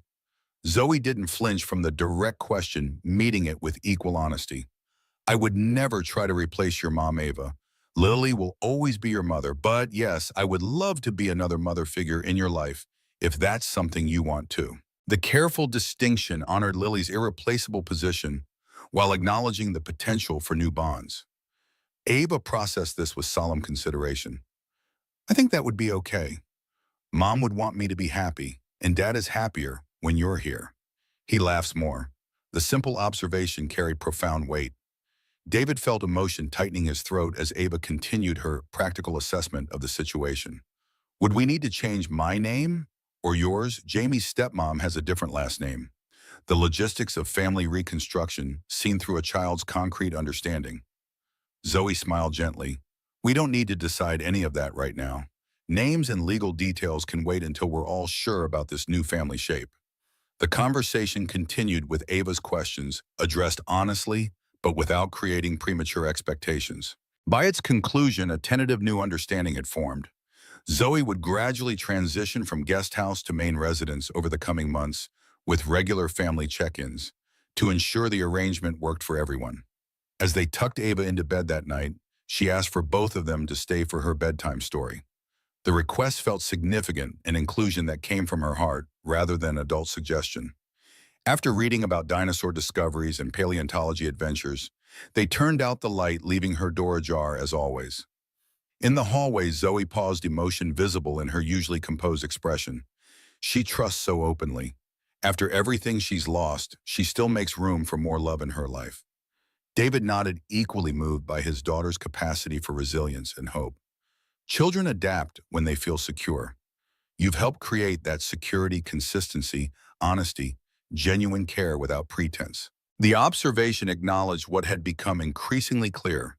Zoe's presence had strengthened their family foundation rather than complicating it. The careful, deliberate approach they'd taken was bearing fruit in Ava's confidence and emotional security. Over the following weeks, they maintained this measured pace. Zoe began leaving more personal items in the main house, books on the shelves, a favorite throw blanket on the sofa, cooking equipment in the kitchen. The physical integration mirrored the emotional one developing among them, natural, gradual, without artificial timelines or expectations. At CIT, the restructuring continued to yield positive results. The Educational Robotics Project moved into development with a team dedicated to creating affordable systems for schools in underserved communities. The Nakamura partnership provided stable revenue while allowing innovation focus in areas that aligned with David's original vision. James observed these changes with evident satisfaction. One afternoon, he joined David in the development lab, watching the educational prototype testing with approval. "This is what CIT was meant to be," he commented. "Building things that make a difference, not just quarterly profits." David nodded, adjusting a sensor connection on the prototype. "Took me a while to remember that. Getting back to fundamentals." James's expression held knowing amusement. Funny how finding the right partner helps clarify priorities, in business and otherwise. The observation wasn't subtle, but it was accurate. Zoe's influence had helped David rediscover what mattered most in his company and his life. The parallel reconstruction of both continued with thoughtful intention rather than reactive pressure. "How's the home transition going?" James asked, his interest genuine rather than intrusive. David smiled slightly. "Carefully, deliberately, we're taking it at Ava's pace, not ours." James nodded approval. "Smart. No rushing what needs proper foundation." Speaking of which, he pulled a small box from his pocket, setting it on the workbench between them. Inside rested his late wife's engagement ring, a simple design with elegant craftsmanship rather than flashy ostentation. Martha would want it used for building another good marriage. "When you're ready," the gesture carried profound significance coming from James. His own loss had shaped him deeply, his marriage to Martha having been the cornerstone of his life until cancer took her 15 years earlier. The offering of her ring represented more than approval. It was blessing and continuity, acknowledging that love could be honored through renewal rather than permanent closure. David closed the box carefully, emotion tightening his throat. "I'll keep it safe until the time is right." The moment needed no further words. Both men understood the weight of loss and the courage required for new beginnings. That evening, David found Zoe and Ava in the backyard garden planning fall vegetable planting. The domestic scene, Ava kneeling in the dirt measuring spacing between seedlings, while Zoe consulted a planting chart, struck him with its ordinary perfection. This was what he had been missing without fully recognizing its absence, not just romantic partnership, but family completeness, the intertwined activities that created shared history and belonging. Later, after Ava was asleep, David and Zoe sat on the back porch, the evening mild enough for comfort. Their conversation wandered through practical matters, scheduling for the coming week progress on various projects, Ava's school activities. The easy domesticity felt right, their partnership extending naturally across all domains of life. I've been thinking about the guest house, David said finally. Maria's niece is looking for housing while she finishes nursing school. We could offer it to her if you decide to. He stopped, unexpectedly hesitant despite their clear trajectory. Zoe smiled slightly. Once I move into the main house completely. That seems like a good use for the space. The simple acknowledgement of their direction felt significant. David nodded. No artificial timeline. When it feels right for all of us. Zoe's expression softened with appreciation for this continued respect for the process they had established. Her hand found his in the gathering darkness, the connection both comfortable and electric with possibility. I've already found myself thinking of this as home, she admitted quietly. Not just the physical space, but what we're building together. The admission carried weight coming from someone who had walked away from inherited wealth and position to build something authentic. David understood the significance of her choosing this family, this life, when she could have pursued easier paths. We're creating something real, he agreed. Not perfect, not without challenges, but genuine. For Ava, for ourselves. The understanding between them deepened in that moment, recognition that what they were constructing went beyond conventional definitions of relationship or family. They were architects of something unique to their specific circumstances and needs, designed with intention rather than default assumptions. The following weekend brought James and Maria for Sunday dinner, a tradition that had developed organically as their extended family connections strengthened. The older pair had formed their own bond over decades of shared work history, though both insisted it was friendship rather than romance that connected them. Their presence added generational depth to the evolving family structure, providing Ava with surrogate grandparents who carried stories of her mother and father's early years together. As they gathered around the table, the conversation flowed naturally between business developments, community news, and Ava's latest school adventures. The child moved comfortably between adults, secure in her place among people who genuinely valued her presence and perspective. After dinner, while James helped Ava with a science project in the living room, Maria pulled David and Zoe aside in the kitchen, her expression unusually serious. I've been offered a position with my daughter in Arizona, live-in childcare for the new baby coming in November. The announcement brought mixed emotions. Maria had been part of their household since before Ava was born, her presence a constant during the tumultuous years following Lily's death. Yet her own family needs were evolving, creating natural transition points. We'll miss you terribly, Zoe said softly. But what a wonderful opportunity to be with your daughter and grandchild. Maria nodded, emotion evident in her expression. It's the right time. My family needs me there. And you three have found your balance here. The simple observation acknowledged what had become increasingly clear: the healthy family unit forming between David, Zoe, and Ava no longer required external support in the same way. Maria's assessment carried the weight of someone who had witnessed their journey from professional arrangement to genuine connection. You'll always have a place with us, David assured her. Visits, holidays, whenever you want to come back. The promise acknowledged continued connection rather than permanent separation. Family bonds they were learning could stretch across distance without breaking. As summer transitioned to fall, these natural evolutions continued. Maria prepared for her relocation, training her niece Lucia in household systems before departing. Zoe gradually moved her remaining possessions from the guest house to the main residence. The transition so organic that Ava barely noticed the shift until Zoe's books had fully integrated with their family library. At CIT, the Educational Robotics Project progressed toward initial production. David's renewed focus on innovation rather than merely corporate growth brought tangible results. Patents filed, prototypes, refined partnerships developed with educational foundations for deployment testing. The company culture shifted subtly, returning to the creative energy that had characterized its early years while maintaining the stability that maturity had brought. Zoe's Accelerator program continued its parallel development, supporting small manufacturing businesses with guidance and resources. The partnership with CIT created natural synergy, with innovative designs flowing to established production capabilities benefiting both organizations while preserving their distinct identities. On a crisp October morning, David found Zoe in the kitchen preparing coffee, her movements comfortable and familiar in the space that had become fully shared. Her presence had transformed the house in subtle ways: fresh flowers on the table art, on previously bare walls, cookbooks lining a shelf that had held technical manuals. The changes reflected integration rather than replacement, her contributions adding dimension without erasing what had been. "I'd like to make it official," he said without preamble. "Us. This family we're building." Zoe turned toward him, coffee forgotten, her expression open but carefully controlled. "Are you proposing David Carter?" There was warmth in her tone, but also genuine question. They had avoided labels and formal definitions throughout their evolving relationship, focusing on substance rather than ceremony. "I'm suggesting we acknowledge what already exists," he clarified. "The commitment we've made to each other and to Ava. The family we're already living as, just without the legal structure." Zoe considered this, her analytical mind evident in her thoughtful expression. "Legal structure matters. For Ava's security, for medical decisions, for inheritance planning. Those practical considerations are part of family building too." The pragmatic focus didn't surprise him. Their relationship had always balanced emotional connection with practical considerations, a strength rather than limitation.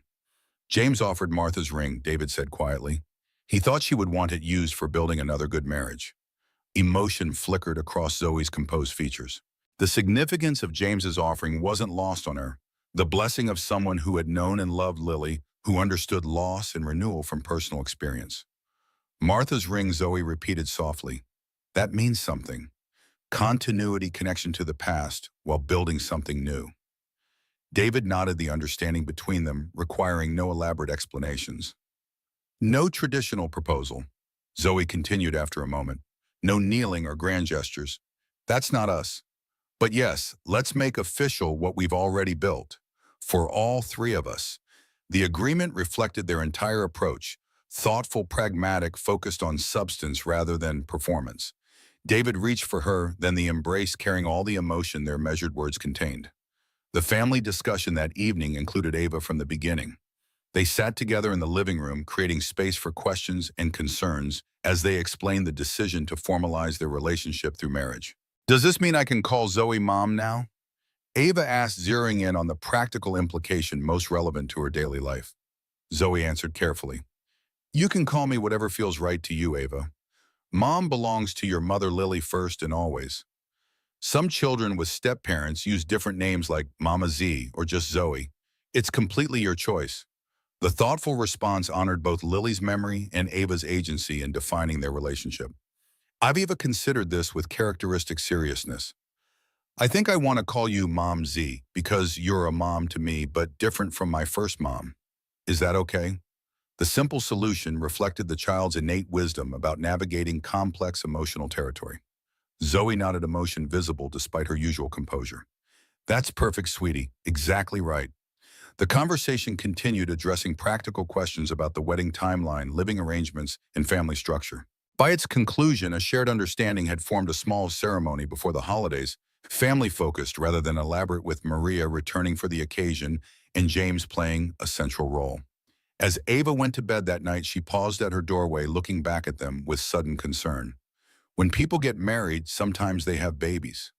Would you have a new baby? The question carried undertones of potential displacement, natural concern about her position in the reconfigured family.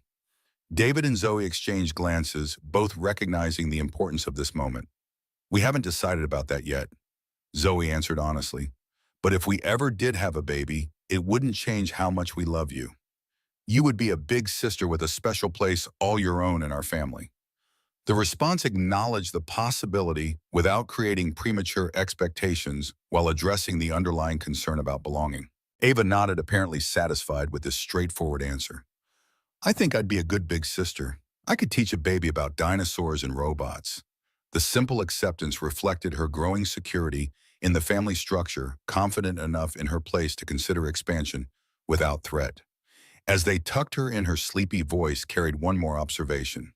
"Mom Z makes you happy, Dad. Your eyes don't look tired anymore."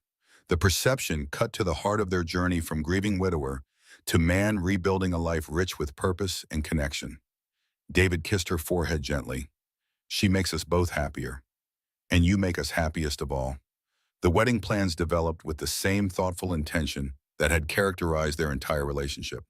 Small, meaningful, focused on family bonds rather than social display.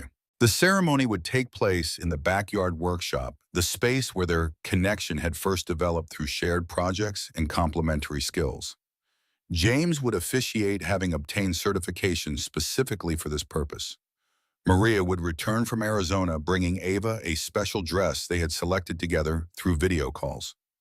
The guest list remained small CIT colleagues who had become friends, Zoe's Accelerator team members Nakamura and his wife, who had played unexpected matchmakers in their reconciliation. As the date approached, practical preparations intertwined with emotional ones. Legal documents established Zoe's relationship with Ava, not replacing Lily's motherhood, but creating additional security through guardianship provisions. Estate planning, medical authorizations, school emergency contacts, the infrastructure of family life updated to reflect their new reality.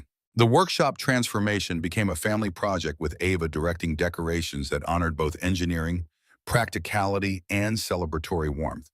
Workbenches became serving tables, tool storage converted to seating areas, and the central space cleared for the ceremony itself. String lights replaced industrial fixtures, softening the utilitarian space without disguising its essential character. On the evening before the wedding, David found Zoe in the workshop making final adjustments to the layout. She moved with the focused efficiency he had come to love, precise, without being rigid, attentive to details, without losing sight of larger purpose. Having second thoughts, he asked lightly, though the question carried genuine inquiry beneath its casual tone.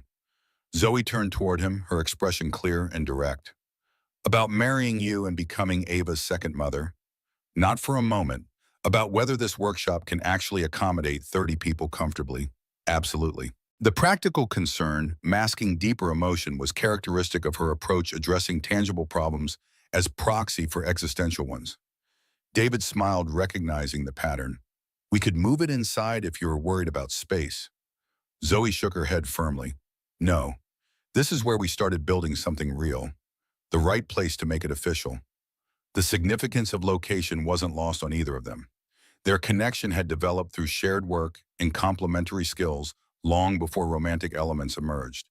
The workshop represented their foundation, practical partnership, forming the bedrock for deeper bonds.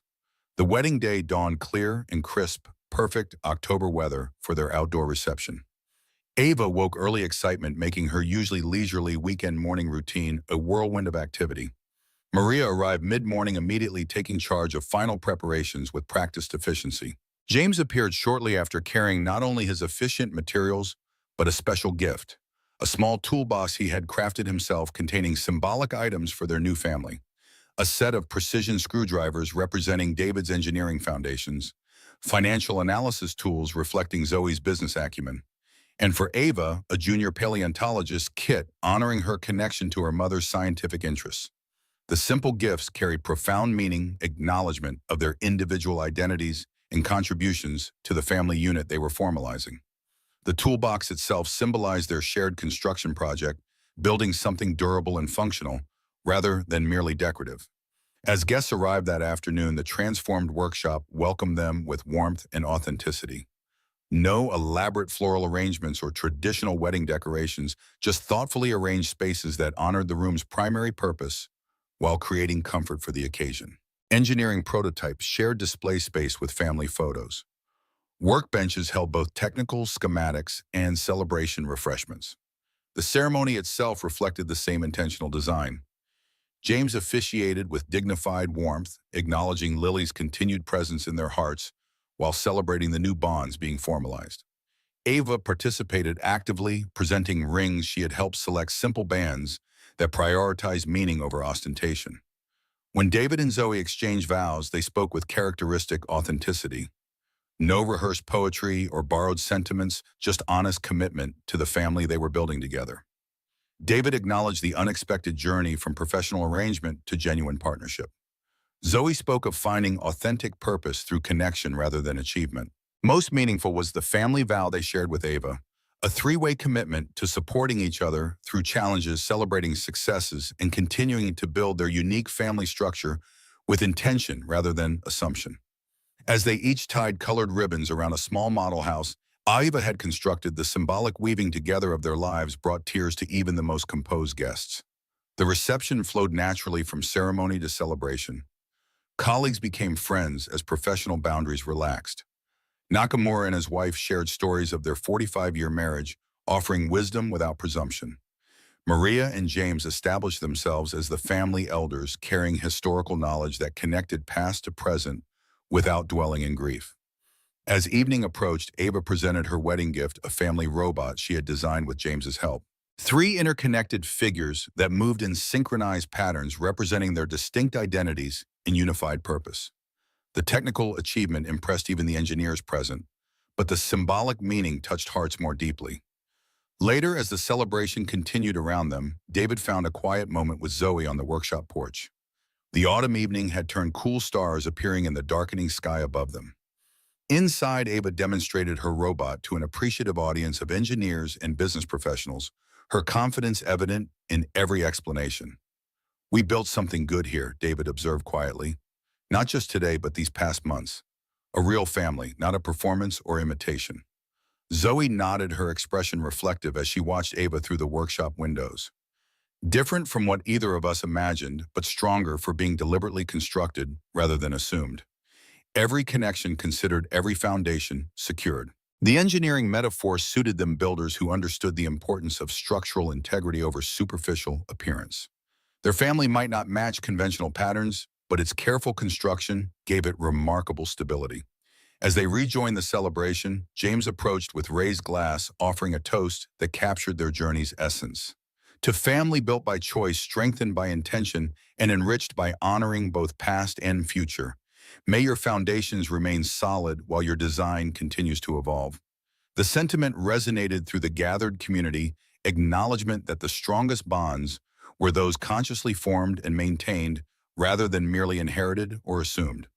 1 year later, the Carter Matthews household hosted a different kind of celebration, the official launch of CIT's educational robotics program in partnership with the Lily Carter Memorial Foundation. The initiative would provide STEM education resources to underserved schools nationwide, combining David's technical innovations with Zoe's business model for sustainable implementation.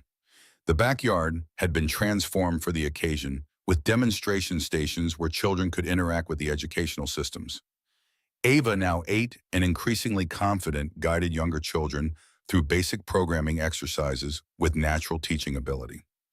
Nakamura attended with his entire family, including grandchildren, who quickly engaged with the robotics displays. The business partnership had evolved into genuine friendship, cultural differences, bridged through shared values and mutual respect. James, now semi-retired, but still actively involved with CIT's operations, moved through the gathering with evident satisfaction. The company's evolution toward meaningful innovation, rather than merely profit-driven expansion, represented fulfillment of its original mission. The family that had formed around that renewed purpose embodied the same authentic values. As evening approached and guests gradually departed, the core family remained: David, Zoe, Ava, James, and Maria, who had returned for the occasion. They gathered on the back porch, conversation flowing easily between professional achievements and personal connections. Ava's school projects, James's retirement plans, Maria's stories of her growing grandchild in Arizona, all woven together in the fabric of extended family bonds. When Ava went inside to prepare for bed, she paused in the doorway, looking back at the adults with the direct gaze that so often cut through complications to essential truth. "We're different from other families, but better. Because we built us on purpose, not by accident." The simple observation carried profound wisdom, recognition that their unconventional beginning had created unique strength through conscious construction rather than default assumptions. As Ava disappeared inside, David and Zoe exchanged glances of shared understanding. The performance that had initially brought them together had long since given way to something infinitely more valuable: authentic connection built through deliberate choice and honest engagement. Later that night, after guests had departed and Ava was asleep, David and Zoe stood in the workshop where their journey had begun. The space had evolved alongside their relationship, still primarily functional, but with touches that reflected their shared life. Family photos alongside technical schematics, children's drawings pinned next to patent applications, the integration of professional purpose and personal connection that defined their unique partnership. Some men spend their lives building fortunes, David observed quietly. The wisest build legacies. The happiest build families that do both. Zoe nodded, understanding the journey that had brought them to this integrated wholeness. From professional pretense to authentic partnership. From guarded independence to interdependent strength. From separate pursuits to shared purpose that honored individual gifts while creating something greater than its components. The strongest families aren't born, she agreed. They're built by choice every single day. As they turned toward the house that had become truly home for all of them, the future stretched before them, not perfect or without challenges, but rich with possibility. A family constructed with intention, a business built on integrity, a love that had grown not from fantasy or convenience, but from shared purpose and genuine connection. If this story has touched your heart, we invite you to join our growing family of listeners who believe in second chances and the power of rebuilding. Like and subscribe for more stories that remind us it's never too late to start again, and that the most meaningful structures we build are the relationships we choose every day. Part 3 completes 7096 words.